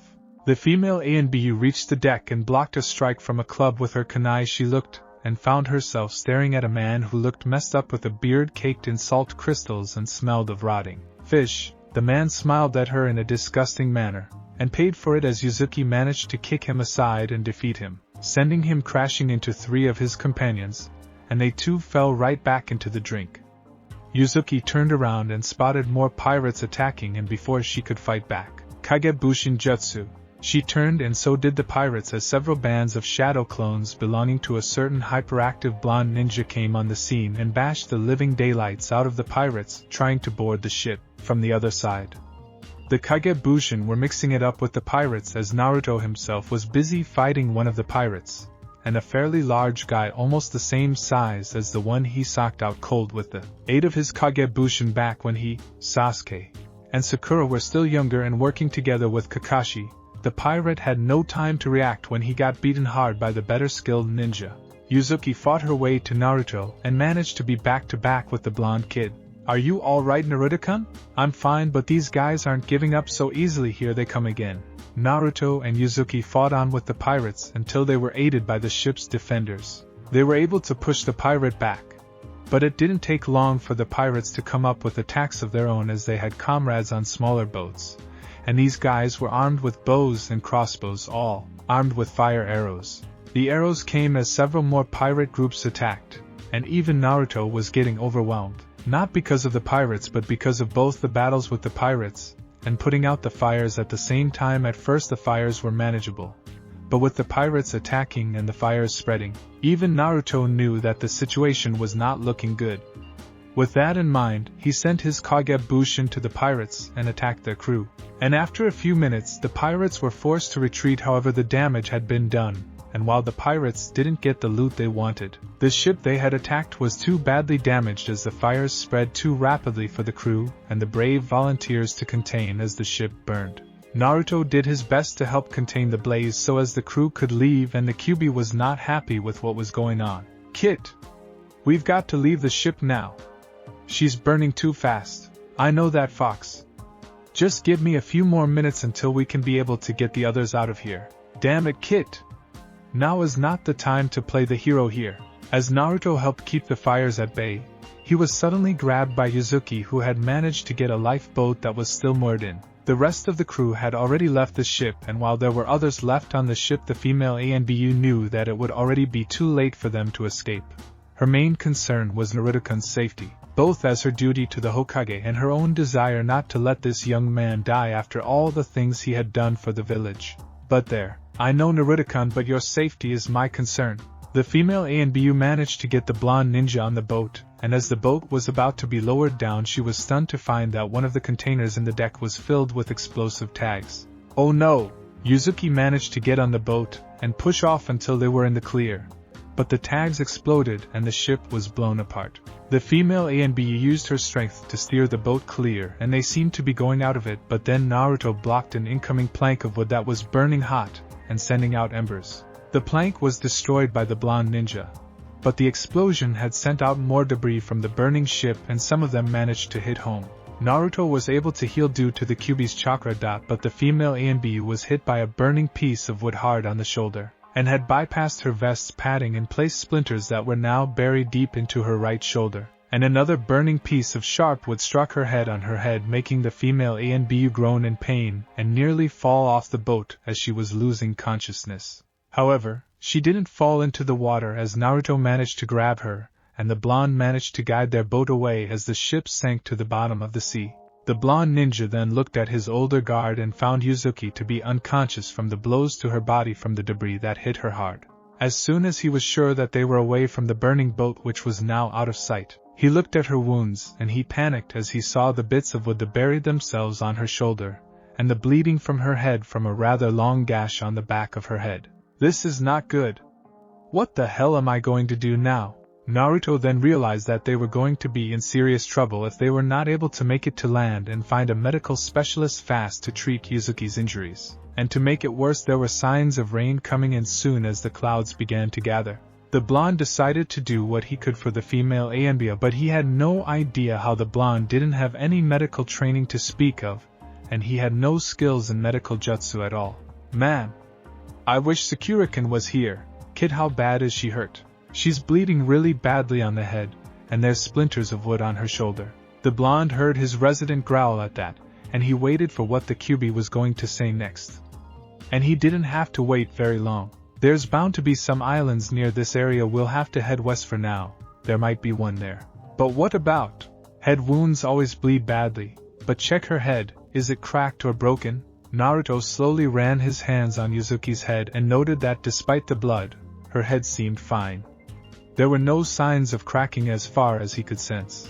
I don't feel anything, but what can we do? I don't know any medical jutsu? I noticed that. But we can fix that soon enough, use your chakra like this. As Naruto followed the Kyuubi's instructions, he was relieved to see his blue chakra turn into green chakra, the type used in healing jutsus, and he noted that the head wound on Yuzuki was disappearing, though there was a lot of blood in her hair. The wound appeared to be holding as soon as he was finished, and the Kyuubi spoke to him. They're not the best medical jutsu you and I have, but it'll keep her wound from bleeding, keep the bones from cracking, and it'll allow her to mend on her own. What about the wood splinters on her shoulder? Shouldn't we remove them? We will kit, but not out here now. Haul that butt of yours and find an island. Naruto wasted no time and took the rudder and followed the direction west without argument. He would have wanted to trade word barbs with the kitsune, but now was not the time for such things as he had to ensure Yuzuki's safety first. As the boat made its way west for several hours, Naruto turned to look behind him and he swore as he spotted dark storm clouds moving towards them. That is not good. The blonde then focused on guiding the boat, and as the boat moved on, thankfully the currents were good. They were now a good distance ahead of the clouds, but the blonde knew better than to relax as he knew that the medical jutsu he used was not permanent, and Yuzuki needed proper medical care if she was to be fine. He heard her in pain as the motions of the waves made her body move to hit the sides of the boat.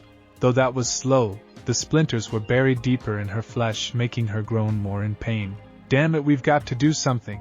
Quit yelling, Kit. We're almost there. See those birds? Naruto looked and spotted several gulls flying away from the approaching storm clouds that were still a good distance away from them, but gaining speed. I see them, so what? Think, Kit, birds like them have nests around here, and the only place they'd nest is on islands.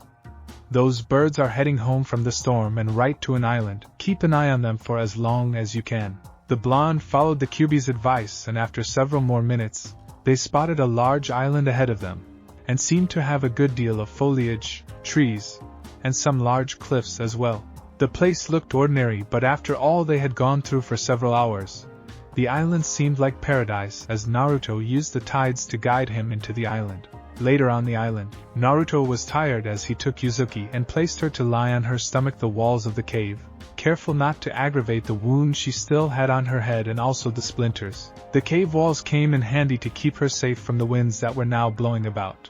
As soon as they hit the island, the storm clouds came and the place became really choppy. Thankfully he was able to use the Kyuubi's chakra to enhance his strength to take the boat into the beach, and took out the rope and tied the boat securely, and he then took out the female A and B from the boat, and found a large cave near the beach which he was currently inside of now. As he did so, the rain hit the island hard and the winds coming into the cave were wet and cold.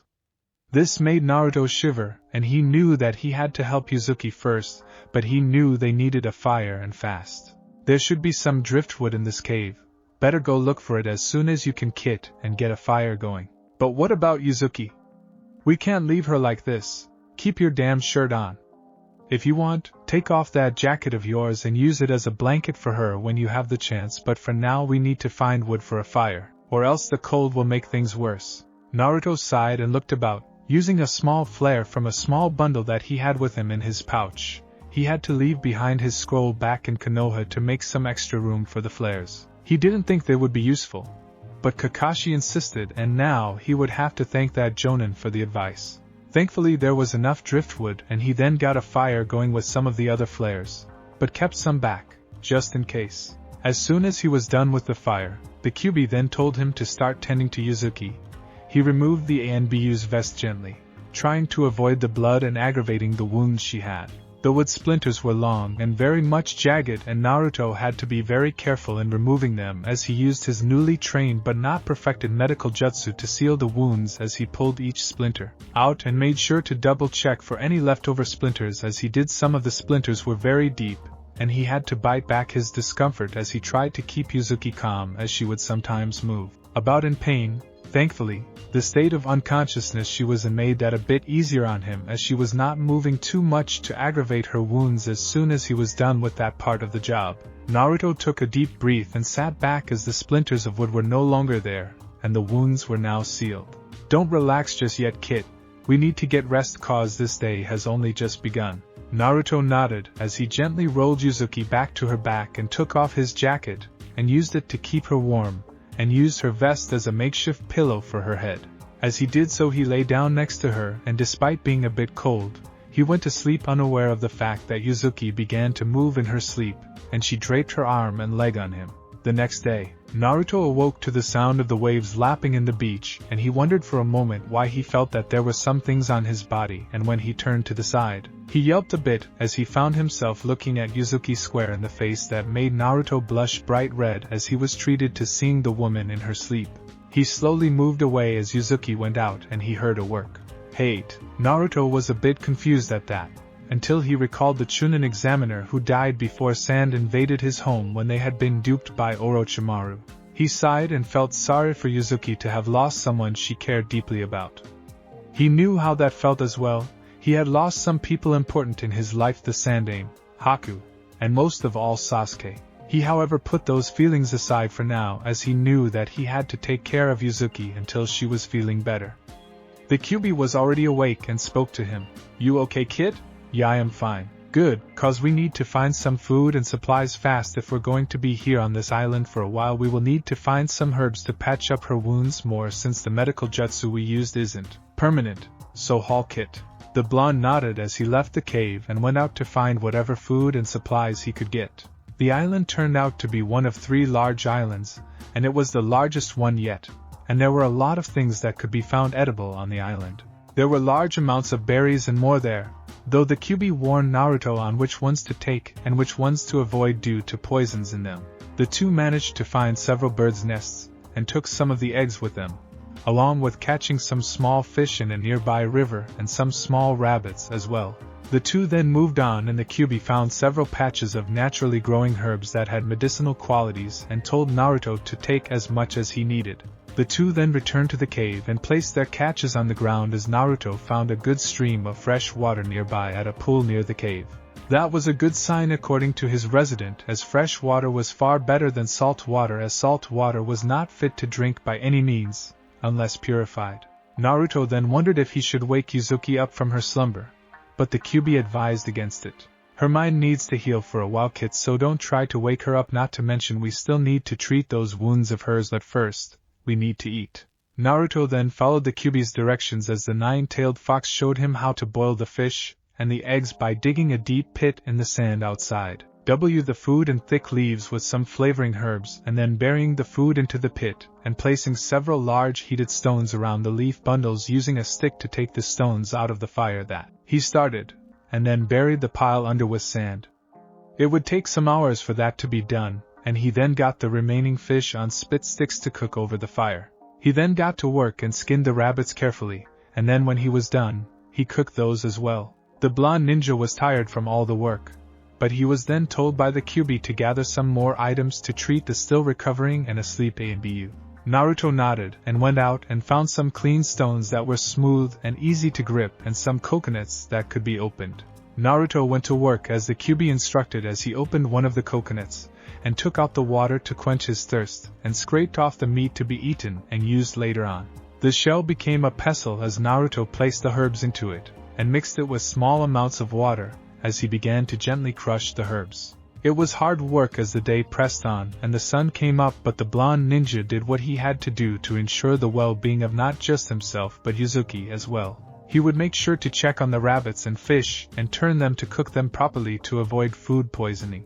As he did so, he also checked on the female who slumbered and noted that the wounds were still not fully sealed. He was a bit worried as he checked her condition as best she could. So far she was fine, but he had to be very sure before he moved on. He then went back to the herbs, and after a few hours, the herbs were ready.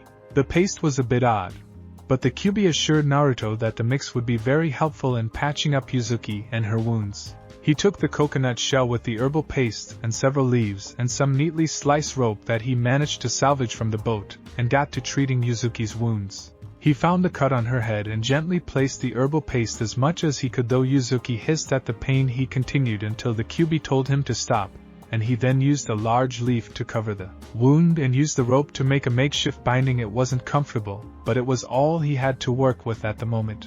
However, when it came to doing the same thing on Yuzuki's shoulder wounds, which meant having to remove her clothes, the blonde was very much too embarrassed to continue. "You've got to be kidding me? Do I sound like I'm kidding, Kit? Besides, all those magazines you've been reading to make that sexy jutsu of yours should have already made you familiar with the female form, right? So why acting like it's your first time?" "Because it is my first time, you darn fox." "Wait a minute, you mean to tell you've never peeked in the women's bathroom before?" "Never. If Sakura-kun found out about that, she would beat the tar out of me for even thinking it. I don't even want to guess how Tsunadeba-san would react if she found out." "Oh well then, think of this as your best chance to do just that without being interrupted by either of them. Besides, unless we get that herbal balm on those wounds of hers, she'll still be in danger. So swallow your embarrassment, Kit, and get to it." Naruto sighed and went to work on removing the clothes Yuzuki had on. As much as he tried to resist the temptation, he couldn't help but admire Yuzuki's female form as he removed her upper clothes, and he had to admit that she certainly was attractive. Her face looked beautiful despite the rope that was there that held her head bandaged secure, and her purple-black hair was smooth and silky, not mention her full red lips. And Naruto blushed brightly as he realized just where his thoughts were going, admitted that he was no longer the naive 12-year-old that he was years ago, and he had grown up a lot since then. He might still act like a kid at times, but not all the time. He found himself staring at times at Sakura, knowing that despite his previous statement of her not changing in the least, he noted that she had grown more attractive. He found himself staring at Tsunade at times, even though he knew that she was using henge. He even caught himself staring at Hinata or Ino or Shizen, and despite his disbelief, he even found himself staring at Enko. The women mentioned were attractive, and so was Yuzuki. As soon as he removed her upper clothes, she blushed bright red when he saw her S, which were in her brow. They were large, not in the same caliber as that of some of the other women he had seen, including Tsunade, but just enough to merit attention. Naruto felt all the blood in his body go off in two directions, one to his face as he tried to control himself from having a nosebleed, while the other portion went to his loins at the sight of the half-woman before him. She was very much a strong woman, and her training in the ANBU was obvious, as she was both slim and strong at the same time. He could see the strength in her form and face, and even when she was asleep, he admitted that she was attractive even with that strange tattoo she had on her arm. "Hey Kit, I know that you like the show right now, but we've got work to do right now, so stop staring at her. Now follow my directions so we can get this done with and have breakfast. Those fish and eggs should be done about now, along with the rabbits and fish." Naruto followed the instructions given by the QB as he made sure to place the herbal balm paste on the still healing wounds on Yuzuki's shoulder. The woman was still out of it, but the QB assured him that she was recovering on a good enough pace on her own. All they had to do was make sure that her wounds would heal well. It took him a bit more to finally finish placing the balm, and he then used the leaf to cover the balm, and despite his discomfort, he made the move to place the leaf underneath her brow so the article of cloth could hold the leaf on its own. Naruto then placed back on Yuzuki's clothes and then went to check on the food, and he was happy to note that the food was well cooked and ready for consumption. He took in his fill of the food and then decided to make some soup from the leftover meat and herbs and water. As soon as the soup was made and was good enough to eat, he was shown by the QB on how to make a spoon from a piece of wood with his kunai. Thankfully, he still had his kunai and shuriken to help him out, along with the flares as well. Yuzuki took in the soup gently as she was helped up by Naruto, who was careful not to spill the soup, and the blonde was happy that she was at least eating something to help her keep her strength. As soon as she finished the soup and the meat and herbs, it was already midday, and the QB decided that it would be better that they explore the island to see what else they could find in order to ensure that until rescue was possible they would be in good hands. Naruto was tired and consumed the remaining food and berries, and as soon as he was ready, the QB began to lecture him about what they needed in order to survive in this place. The two worked on getting more wood, leaves, vines and whatnot to build a shelter and not rely too heavily on the cave, since the high tides could become a problem if the cave got flooded. The blonde ninja was sweating as he did the work and followed the creation of a crude but dry and strong shelter as per instructions handed to him by his resident, though the QB at times wondered why Naruto acted this way at times. but decided not to be bothered by it as he directed his container on how to make the shelter waterproof and strong against the wind.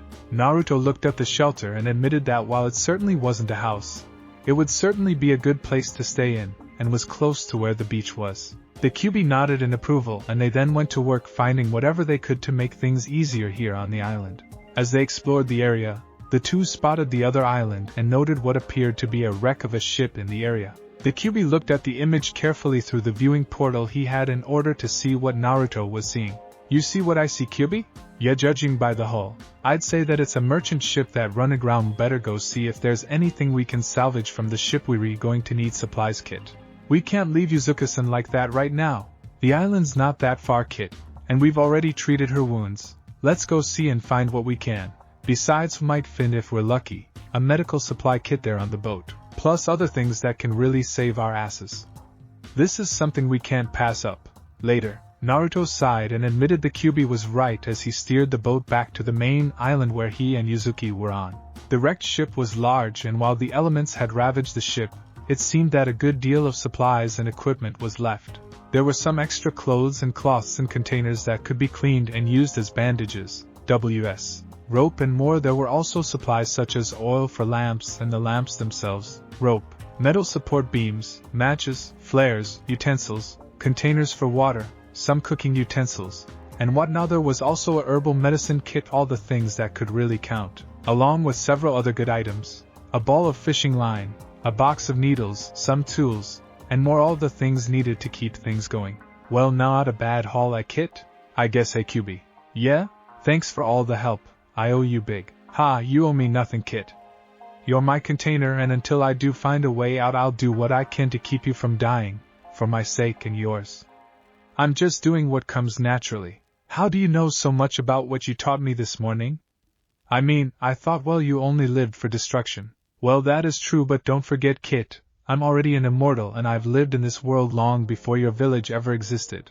Or the countries for that matter. Plus, I do get bored easy even with fighting, so I pass the time learning other things, and when I pose as a human at times they certainly help." "You pose as human? I didn't know that." "Ha! There's a lot you don't know about me or my kind, kit. Let's just say that I know ways on clone jutsus that not even the Kages know about. I'll tell you about them someday. But let's hurry up and check on the patient, shall we?" Naruto nodded as he once more parked the boat, and went to check on Yuzuki, and smiled a bit as she was doing well and there were no signs of infection in her body at the moment. As soon as he was able to check her condition and be thankful that she was fine, he went on to catch some more food and make some new herbal balm as well. He took a few of the containers and found a spring on the island which had cold fresh water, and took it with him to make sure that he and Yuzuki had fresh water for drinking, cooking, and more. The blonde then made more soup for Yuzuki while making a blanket for her and a new fire as well to keep them dry. As they were done, he once more fed the soup to Yuzuki, who took it in, and she sighed softly as she took in the food. He then placed the blanket on her and took in some of the leftover food, and as soon as the blonde felt full, he decided to take a quick dip in the sea for a swim, and despite his still embarrassed state he was now bare of his clothes and got in a good swim for a few minutes to cool off. He then returned and made sure to keep the sleeping ANBU company and to monitor her condition. As the day wore on and reached the night, Naruto had managed to build a large signal fire under the QB's instructions as well, and made sure to have fuel ready to keep the fire prepared. As soon as he was done with the signal fire, he was able to catch some more fish and rabbits, along with some wild vegetables that he was able to find, made some new soup for Yuzuki from vegetables, meat, and herbs. He managed to use a container, and helped Yuzuki take in her food. The sleeping ninja smiled and was now resting nicely as he then went on the same process as before to help seal her wounds. He removed the bandages and smiled a bit as the wounds healed well, and he then replaced the leaf bandages and used the cloth ones this time after cleaning them properly and making sure that they were in good condition. Once the new bandages were set in, things were a lot easier as the QB then told him that they both needed to sleep, and it seems that Yuzuki would soon be waking up. Naruto smiled and closed his eyes at the news and went to sleep. If the QB was right, then they could see the new shelter that he had built earlier that day, and would avoid a possible flooding if the tides were too high. The next day, where am I? Last I remember was steering away from the boat when the explosive tags went off. Wait. Where's Naruto-kun?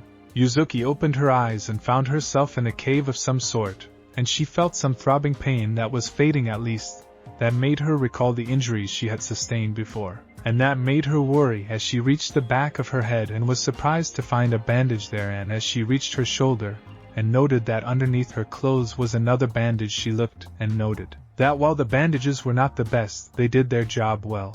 She looked and saw Naruto sleeping nearby, and as she drifted a bit closer, she noted how peaceful he slept, showing to her that he must be very exhausted to be sleeping this late in the day. The ANBU then realized that this meant that Naruto had been taking care of her while she had been out, and she couldn't help but smile warmly at the sleeping blonde ninja. She saw that despite the still existing prejudice to him, he was proving to be so different. He had a kind heart, a gentle nature, and a warm soul. Not to mention he had certainly grown in looks while he was at it. She checked her inner chakra and smiled as it was in the best of status, and decided to go out and get some stretching done and maybe get cleaned up. Later, Naruto awakened and was partially awake since had been very busy since yesterday, but his sleepiness vanished the very second he spotted Yuzuki no longer on the bed. Panic filled him and wondered if something or someone had gotten to her while he had been sleeping. He quickly took out his kunai and looked about, panic increasing until he decided to get out of the cave and find the female ANBU just in case something had happened to her. He then decided to wake the Kyubi up and get his help in finding the woman. "Wake up, Kyubi! Arg! Knock it off! You better have a damn good reason for the shouting, kid." "I do." "Yuzuki's gone." "She's what? Gone? We've got to look for her now." The two went out to look for her, and as far as things went, they were not having any luck at the moment around the beach area, and there were no signs of anyone having been on the island, as he only saw his footprints, that is until he spotted the other set of footprints, and that meant that Yuzuki had walked out of the cave and into the interior of the island. Naruto felt a bit of relief, but was not entirely sure and went after the footprints into the interior. As he made his way into the island, he began to use his senses to track Yuzuki, and used the trees as well as he leaped from branch to branch in his usual fashion. It was then that he spotted a river and heard a small waterfall nearby. And it was then that he spotted Yuzuki had taken off her clothes and was only in her bra and panties. The blonde ninja stopped dead in his tracks as he saw the woman once more unclad, and he was stunned as despite seeing her bandages, the female ANBU was certainly beautiful to look at, and it was not surprising that she and Hate had a relationship. The blonde then realized that he was staring at her while she was nearly like a. For some reason, she wanted to do this with Sakura for a while. But knowing how his mentor Jiraiya fared when he did the same thing with Tsunade, and knowing that Sakura had the same strength as Tsunade did, made him very much cautious at the idea. But now those fantasies were being replaced by a woman with purple hair. "Wow, hot, makes me wish I was back in human form again. Let me tell you something, kid. I might despise humans, but I kind of envy them in a way, namely when it comes to getting." "Shut up, you darn fox. Deny it all you like, kid, but I know you like what you see." Naruto gulped as he felt his nose beginning to gush out blood as he continued to stare at Yuzuki, as she was apparently washing her clothes in the river. The female ANBU didn't seem to notice his presence, and that made Naruto wonder if this was some illusion he was looking at, and sure enough, the female ANBU disappeared in a puff of smoke, and Naruto barely had enough time to block an incoming kunai which was being held by a person. The two landed on the ground with Naruto on the bottom and giving off a groan as he looked upward and saw Yuzuki was in her bra and panties right on top of him. Apparently she must have sensed his arrival and had prepared an ambush on the off chance that it wasn't him. Yuzuki realized that it was indeed him as her look of killer intent was replaced with shock and recognition. "Naruto-kun? Oh. I'm sorry, are you alright? A hiazuri for startling you, Yuzuki-san." The two looked at one another for a few minutes, and they then realized that the two of them were in a very compromising situation.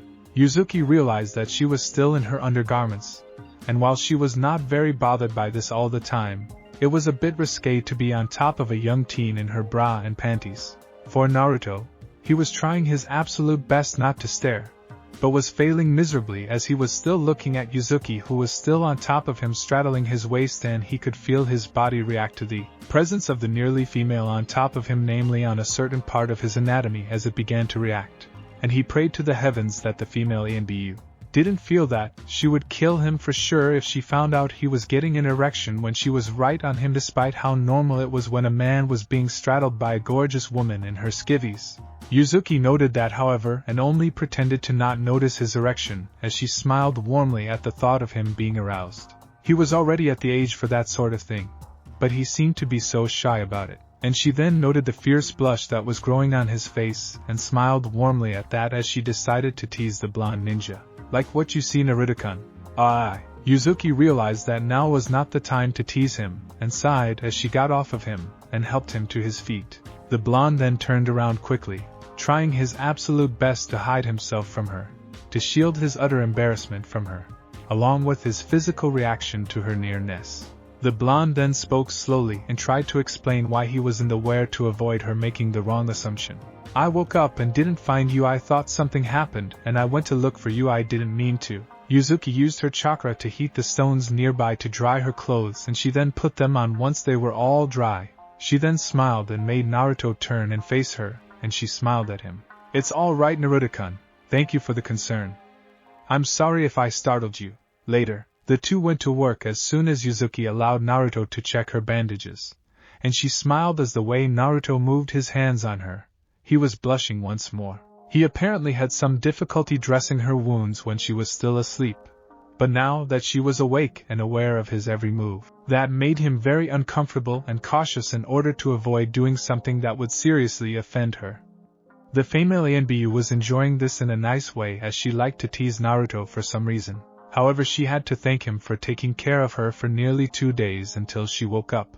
As soon as he was able to change the bandages and place the new medicine on her shoulder and the back of her head, the two went to work and gathered their gear and moved out of the cave and into the large shelter that Naruto had been able to build before. The female ANBU admitted that the place was dry, cozy, and was large enough for them to be in the place, though she could tell that Naruto was not entirely happy with the idea of sleeping close to her, which made her wonder why the student of the well-known Jiraiya would be so shy.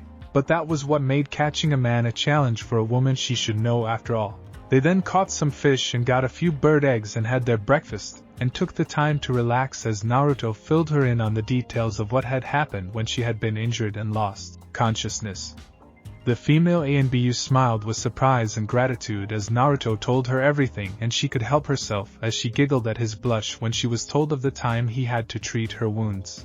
After they had eaten and spoken to one another, the two decided to rest for now and use the leaves that Naruto had gathered as temporary mattress, and it was covered with a large blanket that he was able to find, and it was fresh as well since the container it was in was well preserved and well sealed as well.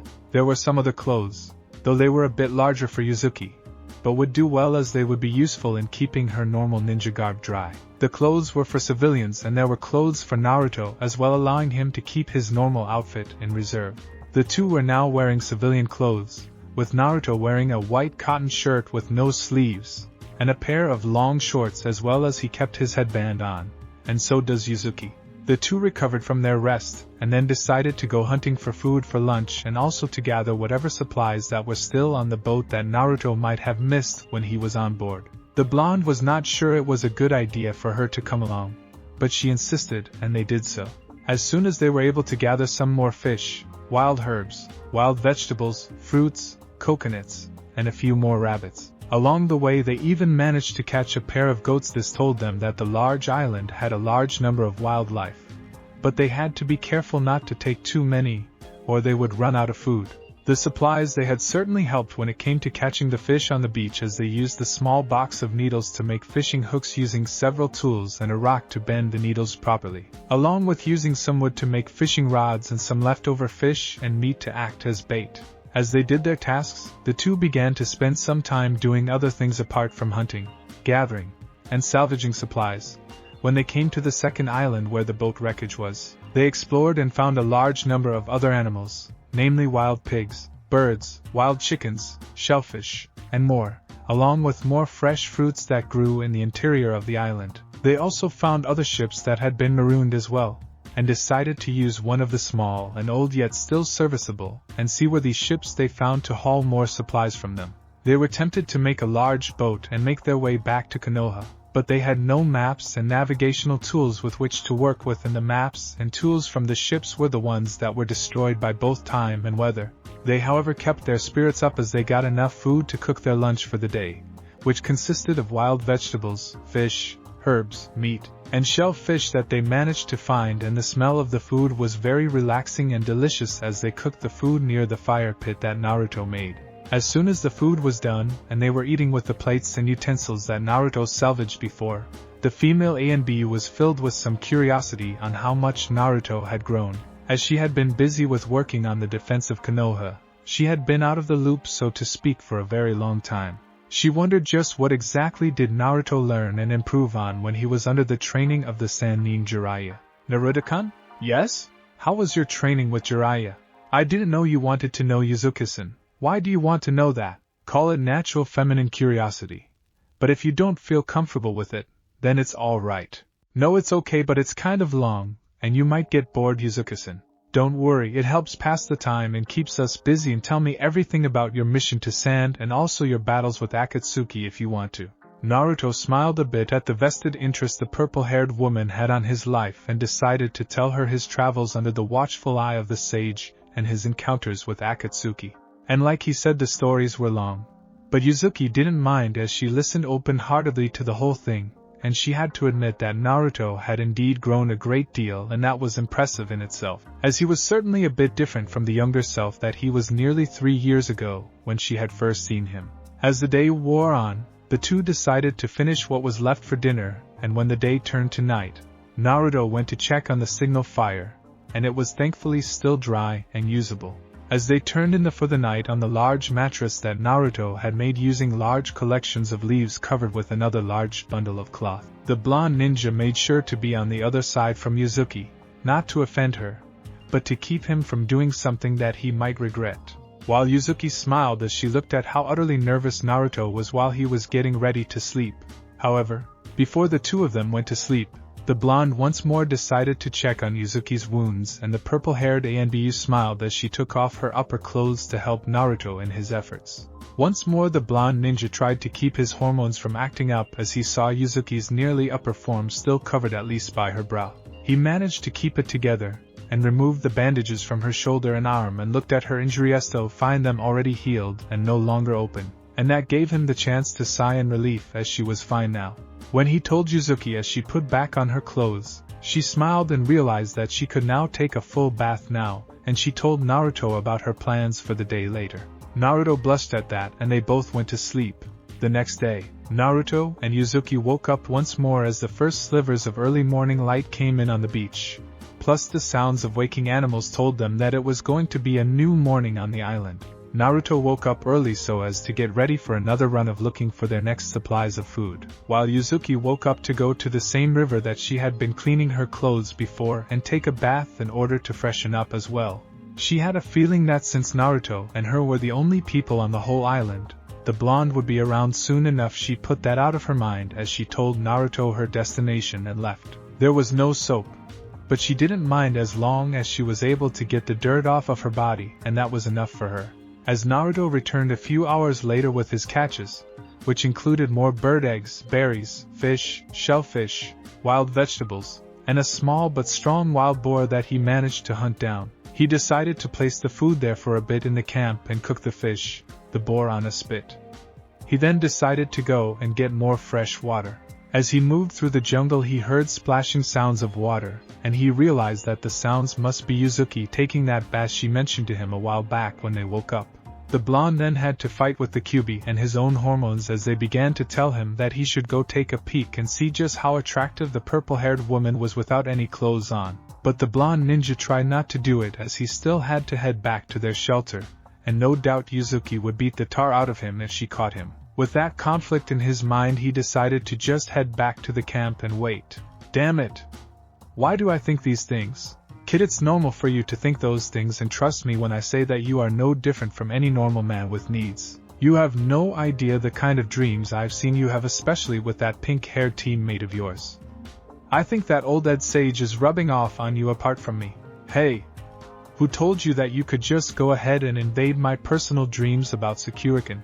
I don't need to invade those dreams of yours. You radiate them out so much it's maddening, but now you seem to be looking at that Hyuga woman with more intent than a starving man looking at an all-you-can-eat buffet. To tell you the truth, I want you to do it.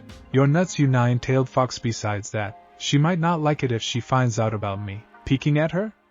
Trust me, Kit, when I say that you don't have to worry too much.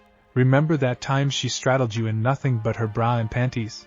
That incident tells me that she doesn't mind you peeking at her when she's in the and I'll admit seriously hot. Naruto quickly blushed, and his face was now bright red as he recalled that time when she was on top of him in her bra and panties. But he calmed down and spoke. Maybe that's true, but how would she react about me being inside of you?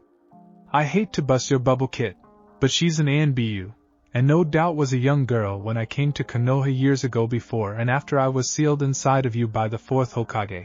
I've got no doubts in my mind that she knows about me being inside of you, but I have to admit she seems to be more mellow about that fact, unlike some people I can name, since she's never tried to harm you at all, right?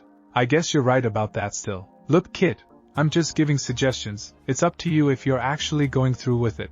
Though I hope you Doya have no idea how dull it is in here when you're not fighting. Naruto walked back and mumbled slightly about his hormones as he went to check on his food.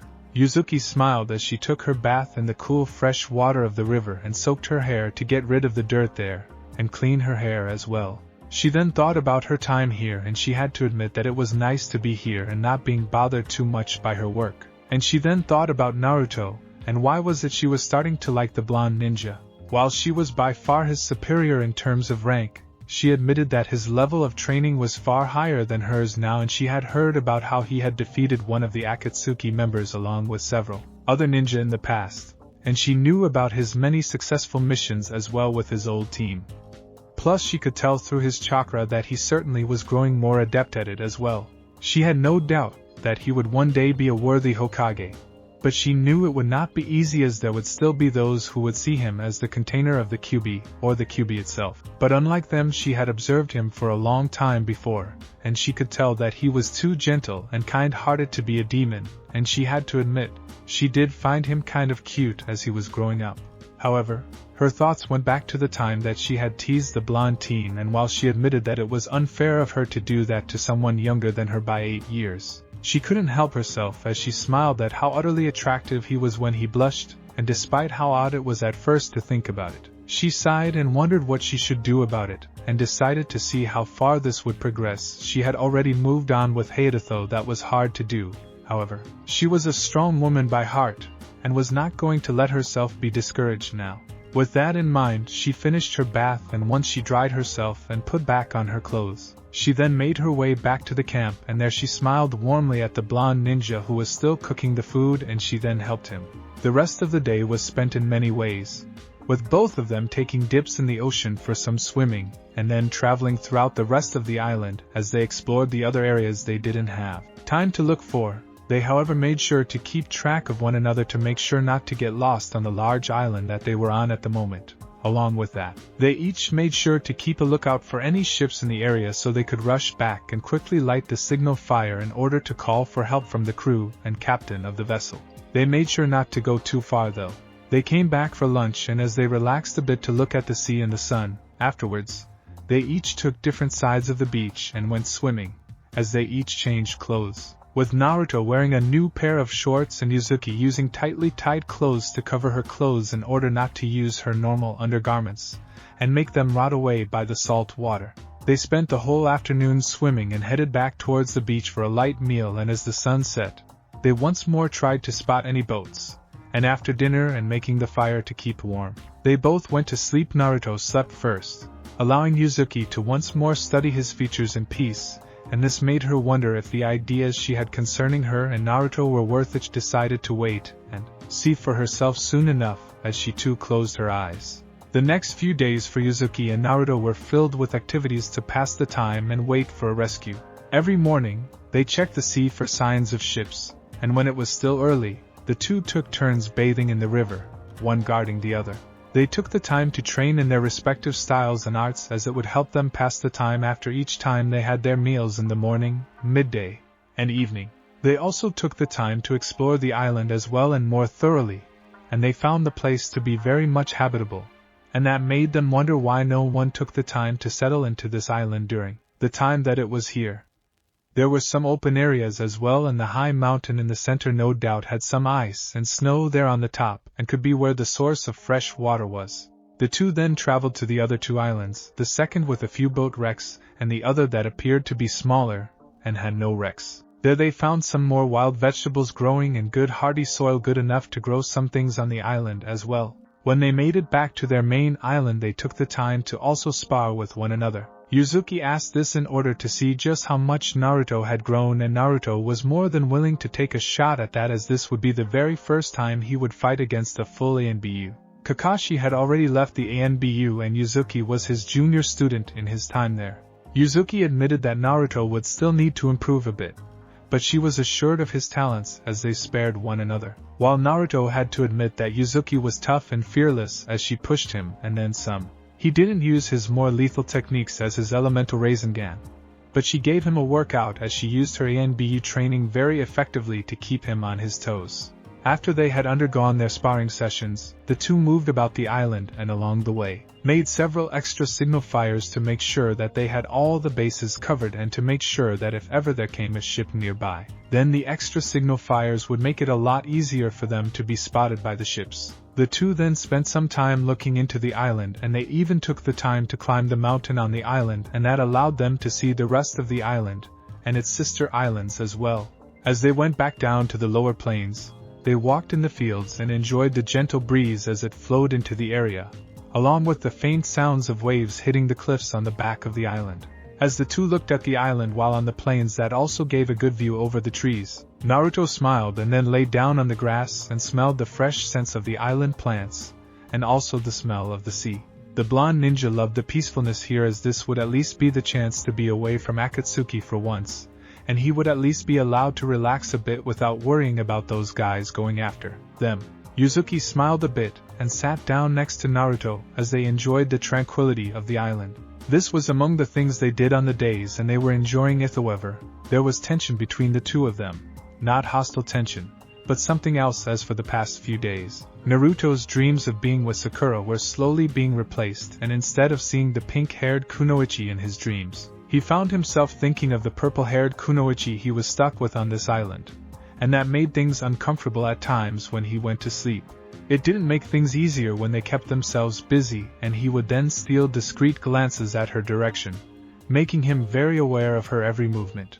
The same could be said for the purple-haired woman as she began to feel an ache in her. It had been 3 years since her beloved Hyuga's death, and while he was not gone for her mind completely, and she wanted to keep his memory alive, she was still having these needs and desires for comfort, and those aches grew for a while, and the only man who was near was this teen beside her at night. She resisted those ideas, but they grew every time she saw him. It had been at least a few days now, and sooner or later, one of them was going to have to address this situation, and it seemed that one of them had now made the first move, as Yuzuki decided to speak to Naruto as they finished another day and were now about to take to their mattress that now had pillows that had the skins of the rabbits stuffed in cloth and were tied in by fishing line. Naruto didn't know why, but he suddenly had this strange feeling that something major was going to happen soon. He then wondered as the sun began to fade how things were in Konoha. Back in Konoha, Tsunade was not in the best of moods at the moment, namely since it concerned Naruto's disappearance for the past few days along with Yuzuki.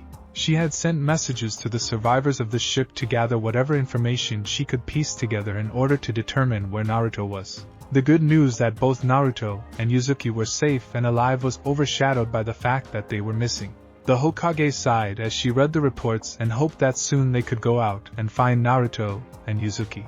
The village was still the same as before, but there were those who were among the villagers who hoped for good news on when Naruto and Yuzuki would be found along with his escort. The other ninja were worried, namely Sakura, Shikamaru, Chuji, Hinata, Tenten, Niji, Rock Lee, Ino, Shino, and Kiba, and even Sai wondered where the blonde ninja was. Even Kakashi, Jiraiya, and Yamato were worried about Naruto's long disappearance, and so was she. The blonde female Hokage liked Naruto a great deal. He had been the one who proved to her that dreams could come true, and he had a power that truly made a difference in this world. She recalled her own words to Shizen about Naruto being the only one who truly knew how it felt to be a Jinchuriki when her assistant had questioned her on why she would allow Naruto on such dangerous missions that involved Akatsuki. While she understood Shizen's worries as Dan's niece treated Naruto like a kid brother, she knew that Naruto would only grow stronger, and he himself would not allow any harm to come to Konoha, as being on the move made it harder for Akatsuki to track him. She loved him like a brother and somewhat a son. She knew who Naruto's parents were, but decided not to tell him until the timing was right. But he made sure to do her best in that regard. After all, she did owe it to them. She turned as Shizen entered the room. "Any word?" Shizen nodded with a smile as she looked at her ever-present clipboard. "We've managed to locate a witness from the pirate attack who said that he saw a blonde ninja with orange and black clothes steering a boat in a direction to the west where the boat had sank. He also mentioned that there was a woman with him, both wearing Konoha forehead protectors. I've run through the passenger list, and the descriptions match Naruto-kun and Yuzuki-san Tsunadesima." Tsunade smiled at that and sighed. "Think Kami they're alive? Anything else?" "Yes, there appears to a small band of islands in that direction that appear to be habitable, since it seemed that some ships were lost before in that area and the crew were rescued from there. Judging by the direction that Naruto-kun and Yuzuki-san took when they abandoned ship, they could very well be in that area right now." The blonde Hokage smiled at the news as Kakashi, Yamato, and Jiraiya came into the room. The three men were relieved to hear the news that Naruto was still alive, and the female Hokage knew that sooner or later, the rest of Naruto's fellow classmates would hear about it soon enough. For now, however, the blonde Hokage decided to make things quick and send out messengers to the port city to prepare a rescue effort. It naturally didn't take too long for the others to find out about the rescue effort, as the village heard rumors of Naruto being alive and was about to be found. Some of the people who still treated him as the Kyuubi were not happy, while those who saw him differently were relieved indeed. This included Hayashi, head of the Hyuga clan, as he had to thank Naruto for all he had done. Not only was he able to give his daughter Hinata more confidence in herself, but helped Neji learn the truth of the past events and allowed him to mend his relationships with his nephew and daughter, Kurenai, as well, for helping her reach out to Yakumo, becoming friends with Kiba, and helping Hinata become more confident, and many others including Tuchi and his daughter Ayam, who treated Naruto as their best customer and friend. Sakura was happy most of all, since she was worried sick of what might happen with Naruto. Made a promise never to let him be harmed or killed by Akatsuki, and she took it hard when he vanished for a few days. The news that he was alive made her feel happy. She admitted to herself that she liked Naruto, but only as a friend, namely since she knew that considering their past interactions, Naruto might have given up on her already, but she felt that they would always be close no matter what. Hinata was also happy, as well as her cousin Neji told her the news, and she was happy that Naruto was soon to be found. She and the others were eager to see just when they would be able to finally locate Naruto and get him out of whatever mess he found himself in. Back on the island, Naruto was about to get some shut-eye when he spotted Yuzuki looking at him for some reason, and that made him wonder just what was it the purple-haired Kunoichi had in mind. "Yuzuki-san? Is something wrong?" The purple-haired woman smiled and replied, "I wanted to ask you something, Naruto-kun. It's very important to me, and I guess to you as well when you answer it." Naruto faced the female Anbu and wondered just what was it that she wanted to talk to him about. He tried to resist the urge to look her over, as she was only wearing a large white t-shirt that was 2 sizes too large for her, and served as her makeshift nightgown for the night, while was wearing his black shirt and boxers. Even with the oversized shirt covering her, the light of the lamp in the shelter, mixed with the moonlight, allowed him a good view through it to see her slender and well-proportioned female form. He gulped and looked at Yuzuki's face, which showed her serious manner to her very quickly. "What is it you want to ask me, Yuzuki-san? Naruto-kun, you've been acting really weird around me for a few days now. Are you alright?" "Uhi, well, this is your first time being alone with a woman before, am I right?" "Well, Amiya.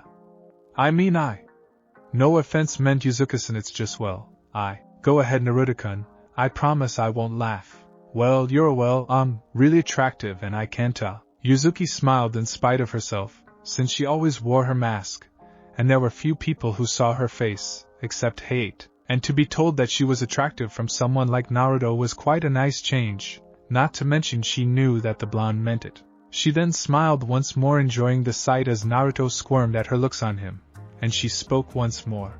Thank you, Naruto-kun, it's nice to be told that. And I have a feeling that ever since you and I have been on this island you want to do something with me? Naruto blushed bright red and wondered what he should say. He was not as dumb as most people in Konoha would think, but he knew her history and thought that what he felt was wrong considering that she still loved her deceased loved one. I feel, well, something for you, but I don't want to do it with you. Why do you say that? You don't like me enough, Naruto-kun? No. I didn't mean that, it's just because, well, if I do that then won't I make him mad? You mean hate Naruto-kun? And Naruto's slight but serious nod. Yuzuki sighed. The teen was being goaded by his hormones to imagine things going on between him and her, but he was too kind-hearted to act on them. He was considerate of her feelings and her past, and that was the sign of a good man. Why people still call him a demon was beyond her at this point in time. He was such a kind-hearted soul, and it made her smile a bit at how much he had changed since she had last seen him. She thought it over and spoke to him. I understand what you are saying, Naruto-kun. I will always keep hate close to me for as long as I am alive. But well, I have moved on, no matter how hard it was for the past 3 years since he died. But I do feel lonely as well, and I know how it feels to be lonely, and wishing you could have someone nearby to comfort you. You are here and I think that we both need to feel comforted, and loved, even for a while. But you might not know about it, but I have I know about your secret, Naruto-kun, and I understand your fears. You know about the QB inside me? I am an ANBU, so I do know about it, but I don't see you as the QB. You are who you are, Naruto Uzumaki, the most unpredictable ninja in Konoha, and also the one who dreams to be Hokage. Tsunadesima thinks highly of you and knows that someday you will be Hokage. As she does? Yes. Please, Naruto-kun, just for this night I want to be loved, and I promise to make it up to you someday.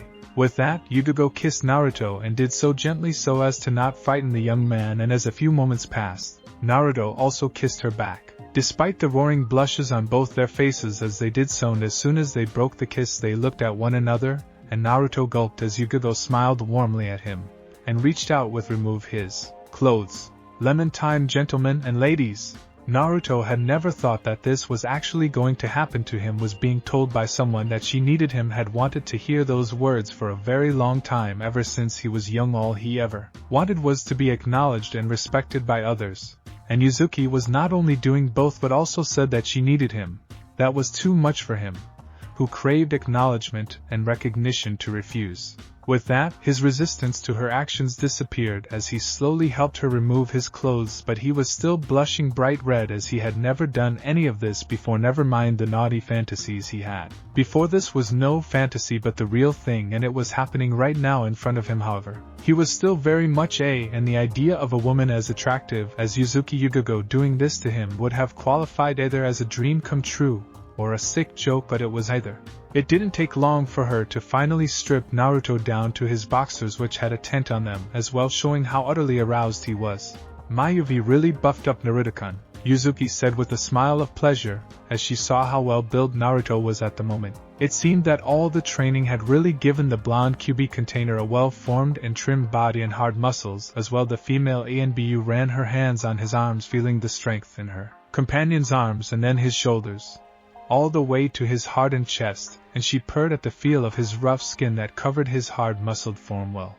The blonde ate a bit as her hands made their way to his lower torso, and he was enjoying the sensations as she continued to run her hands on his chest. As Yuzuki got to the seal, she traced around it carefully, and shivered a bit at the thought of the QB, in all its power, being held inside this boy's body. She put that aside as she then pushed him to the bed. As soon as that was done, she lay down and allowed Naruto to see her in her glory as she began to slowly disrobe before him. She was somewhat nervous as she had never done this before after Hate died, and despite her being comfortable in being a woman, it was still nerve-wracking on her. However, she calmed herself and slowly disrobed in front of Naruto. Wow! Naruto could only gasp as he saw Yuzuki remove her clothes slowly and sensually as she could, and it made his body even hotter than before as he saw how utterly attractive she was as she was now in her bra and panties, and the pain in his crotch began to grow as his sex was pushing at his boxers and his pants. He then covered his nose as Yuzuki then removed her bra, showing her well-formed S in front of him. For what was the second time in his life he could only stare at the utter sexiness of the purple-haired female ANBU was radiating at this very moment. With a warm smile, Yuzuki took his hands and placed them on her face, and Naruto began to slowly run his hands on her face, and then to her neck, marveling at the smoothness of Yuzuki's skin. There were some traces of old wounds there, expected, as she was an ANBU. Yuzuki ed as Naruto moved his hands, and then they were near her s. She opened her eyes and saw the utter shade of deep red on Naruto's face at the moment, and she smiled as she guided his hands and placed them on her s. I'll show you how to do it, Naruto-kun. Oh, okay. Yuzuki began to move Naruto's hands gently, allowing him to feel her s and get the sensations right, and she was enjoying the feel of his palms on her s, and she proved that ashes ed out gently. The moment Naruto heard that, felt even more aroused as he played with the creamy white orbs and the deep pink s that were on the tips of Yuzuki. She touched them, and that made Yuzuki cry out in pleasure, and she allowed Naruto to caress and play with her s. Naruto couldn't help himself as he began to move his hands. This was his absolute first time in doing this with a woman, and he was thankful that he was not making an utter mess out of it. It was indeed the natural, and it was getting to be an experience. He then felt the urge and leaned forward and took Yuzuki's right hand into his mouth, and slowly played with the end, hoping that he was doing it right and still massaging her left. Naruto's ability to learn quickly things was evident as he then kissed Yuzuki, who smiled and ed at his ability to understand how to kiss a woman, and she ed at how quickly he could learn how to massage her s and s properly, and use his tongue while she laughs huskily and whispers in Naruto's ear. You're a really quick learner, Naruto-kun. Yuzuki ed as Naruto moved to her other and gave it the same treatment, and she was loving it. It was a bit shameful in a way for a 23-year-old woman like her to be aroused by Naruto, who was 8 years younger than her, but she didn't care as she ran her hands on his hair, his strong shoulders, and then to his muscled back as he continued to worship her. She then slowly moved him away from her and kissed him deeply, making him as well as herself at the very contact between each other, and as soon as she was done kissing the blonde ninja, she decided to relieve him of his pants. The whole time this was happening, the QB was in full attention as he was enjoying the whole sight before him. He was impressed that his container managed to finally bond with a woman like this female ANBU, who was no doubt one hell of a woman. Hey, this is going to be one good show.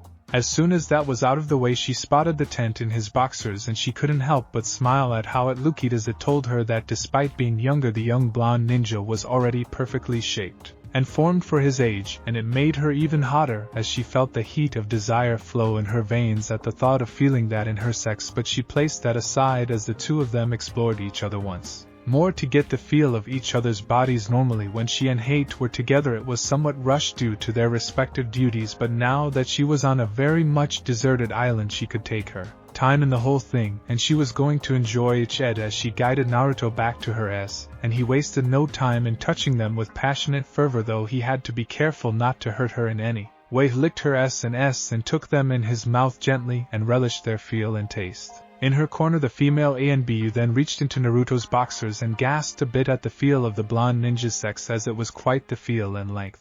Naruto gasped a bit, and ed at the feel of the woman's fingers on his, something that told the female ANBU that she was the only woman who had touched him there, and that fact made her even more thrilled. Mai's nearly 8 or 9, I guess the QB has done a lot to him over the years. Yuzuki smiled lustfully at how Naruto's would feel in her sex and decided that it would have to wait. As she felt herself getting wet between her legs, she decided to halt Naruto's actions despite how delicious it was and pushed him back. Naruto wondered if he had done something to offend the woman, but she smiled seductively and reached towards his boxers and began to pull them down. He was stunned, and before he could even utter a word, she did something that really got his attention, as she kissed the tip of his, gently making Naruto out loud at the feeling of the very and hot kiss on his most private part of his body. Yuzuki smiled at that reaction, and she then began to place kisses on Naruto's from the crown to the sides and then the shaft. She had done this before with Hate, and her deceased boyfriend didn't mind in the least, and she decided to show that same skill she had to Naruto, thank him for being so kind and considerate of her for the past few days here on the island. The blonde ninja was ing out loud at the sensations as he felt like he was going to faint dead away, but he held on as he looked at Yuzuki. Did something that really got him going to the limit. She took in his into her mouth and ed at the feel of it, and as soon as she took in as much as she could manage, she relaxed her trained ninja abilities, helping her control the normal gag reflex as she let Naruto get used to her actions, and boy was he getting used to it.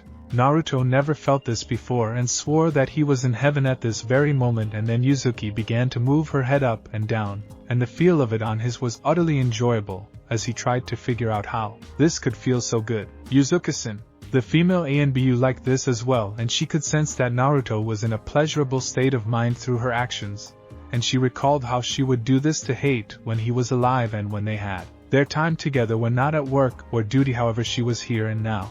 She continued with her motions and listened as Naruto made his pleasure evident with every groan he released as she continued with her actions. Yuzuki-kun. The female ANBU heard that little endearment, and it made her heart beat a bit faster, as she continued her actions on her lovers and then decided to stop. As much fun as she had doing this, she decided to allow Naruto the chance to do this too. To her, to be fair, besides it had been a while for her as well. She moved back and kissed the tip of Naruto's sex as Naruto groaned in disappointment, but she smiled and kissed him, and then spoke. Do the same to me, Naruto-kun. Naruto blushed bright red as Yuzuki leaned back and sat down on the bed and allowed Naruto to see her sex, and Naruto's eyes nearly budged to the size of saucers as he saw Yuzuki's wet sex with the well-trimmed patch of violet hair there, as well the sight of the beautiful female ANBU all, and in such a suggestive position, was enough to ignite Naruto, as he leaned forward and began to kiss the woman yet again. Yuzuki relished that as she and Naruto kissed once more, and then the blonde moved downward and he was now looking at Yuzuki's sex, was awed by it despite seeing a good number of soft core skin mags in his younger days. Naruto admitted right there and then that nothing beat the real thing as he looked at her red-pink slit and the lips there. It was amazing to see. Wow, like what you see, Naruto-kun. Naruto looked at Yuzuki and nodded, and that made her smile as she spoke once more.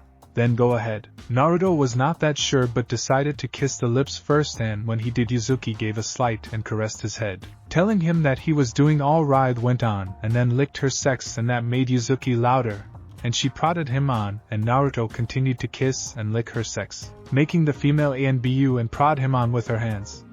She was enjoying this very much, as it had been 3 years since she had been with a man, and now the feelings were coming back and she enjoyed them well. Naruto continued with his actions, but he didn't know what else he could do, and therefore he stopped, making Yuzuki a bit surprised and frustrated, but Naruto had good reason for this after all. Yuzuki-san, what do I do now? Yuzuki's frown disappeared and was replaced with a sly grin. She reminded herself that this was Naruto's first time, and he had never done this before.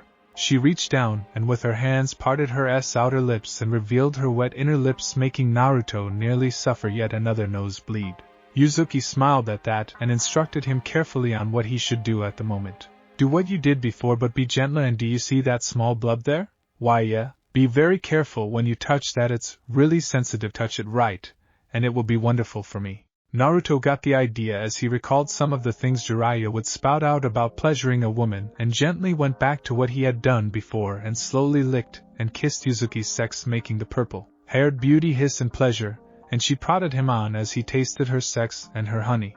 Naruto liked it a lot, and wanted more, so he gently took in as much as he could, and the feel of Yuzuki's wet sex on his tongue was very exciting to him at the moment. He reached the bulb in question, and recalling that it was sensitive, he began to gently lick it and run his tongue on it. Oh, yes, like that, Naruto-kun. Naruto guessed that he was doing it right, as there was no sound of pain from the female ANBU, only pleasure at the very moment, and it made him feel very manly and strong to be able to do this with a woman and give her pleasure that mirrored his own at the moment she had done this to his own sex. He kept it up and gently played with Yuzuki's sex and was enjoying it as much as she did, and it was heavenly at the moment for him and her. Yuzuki smiled mentally as she had out her pleasure as she looked at Naruto, and couldn't help but enjoy her pleasure even more as Naruto quickly got the hang on how to pleasure her the way she wanted. He learns fast, a real kind man, and very good. But now is the right time. Naruto-kun, stop for a moment. Naruto obeyed, and Yuzuki smiled as she moved him forward with some coaxing from her hands, and she had as his still hard touched her stomach, and Naruto blushed bright red, even more the contact of his sex on her very much body.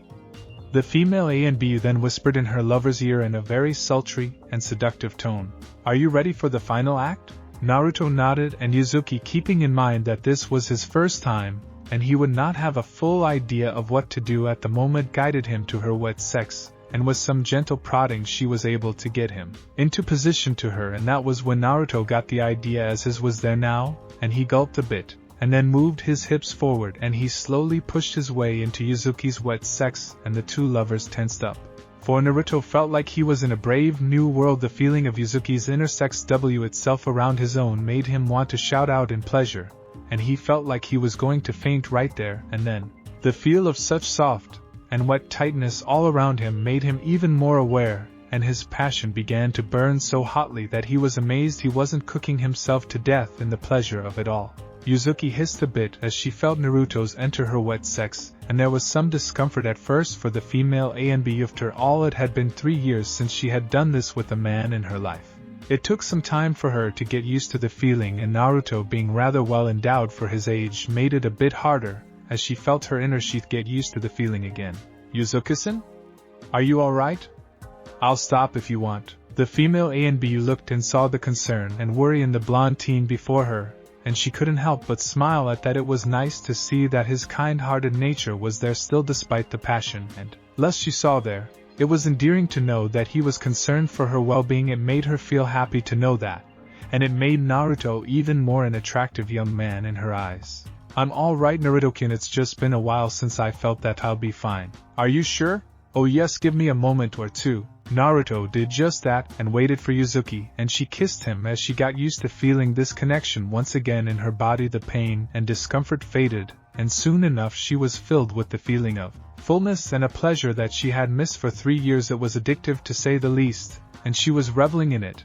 And then she felt the desire and hunger she knew only a man could say. She gave Naruto a nod, and the blonde ninja took that as his cue, and then he began to slowly move out of Yuzuki's wet sex. Okami. Naruto never felt anything like this before. It was similar to what Yuzuki had done before to him on his with her mouth and tongue, but it was different at this very moment, and it was sending shockwaves of pleasure and heat into his body and brain. He felt like he was in heaven, and he didn't want to leave. As soon as he was nearly out of Yuzuki's wet sex, pushed back in, and the feelings were exciting to say the least. Yuzuki ate her desire and pleasure and reached up to caress Naruto's face, and they shared another hot kiss of pleasure, as Naruto slowly began to speed up with his actions and his thrusts into her wet. The two lovers continued with their actions, and the pleasure mounted between the two as Yuzuki held out her pleasure, and Naruto shouted out his own pleasure as well.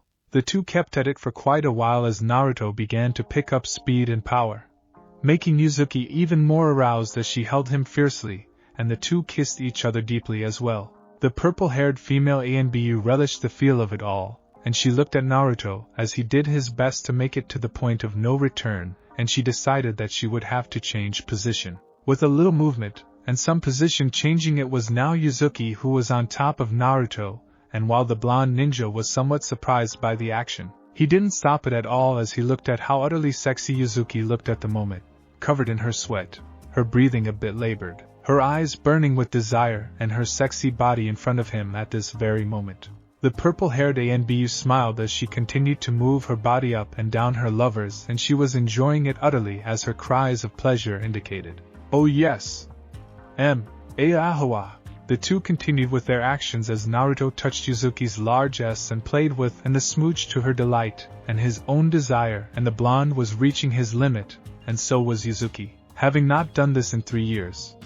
They continued their actions as Naruto picked up the pace and thrust even faster and deeper into Yuzuki's wet sex, and the purple-haired woman moved her body with each of Naruto's thrusts upwards, further adding their respective pleasure. "Oh yes! More! Ahab!" However, they were already reaching the point of no return as their pleasure reached their ultimate level. Thus they both reached their respective climaxes, and the results were very much explosive. "Naruto! Yuzuki-kun!"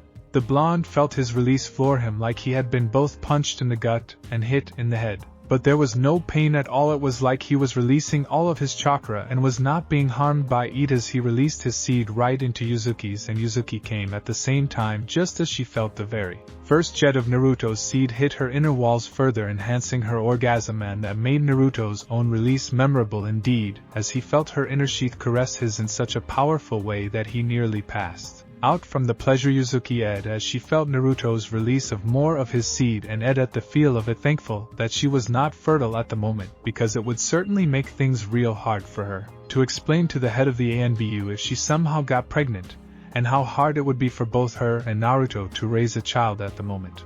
As soon as Naruto released his last burst of his seed into Yuzuki's wet sex, he fell back on the ground utterly exhausted, and he felt like he was both tired and refreshed at the very same time. The pleasure that hit him was something he was not going to forget as long as he was still able to take in air and be alive. Yuzuki ed as she leaned forward on top of Naruto, and sighed as she felt his seed in her womb.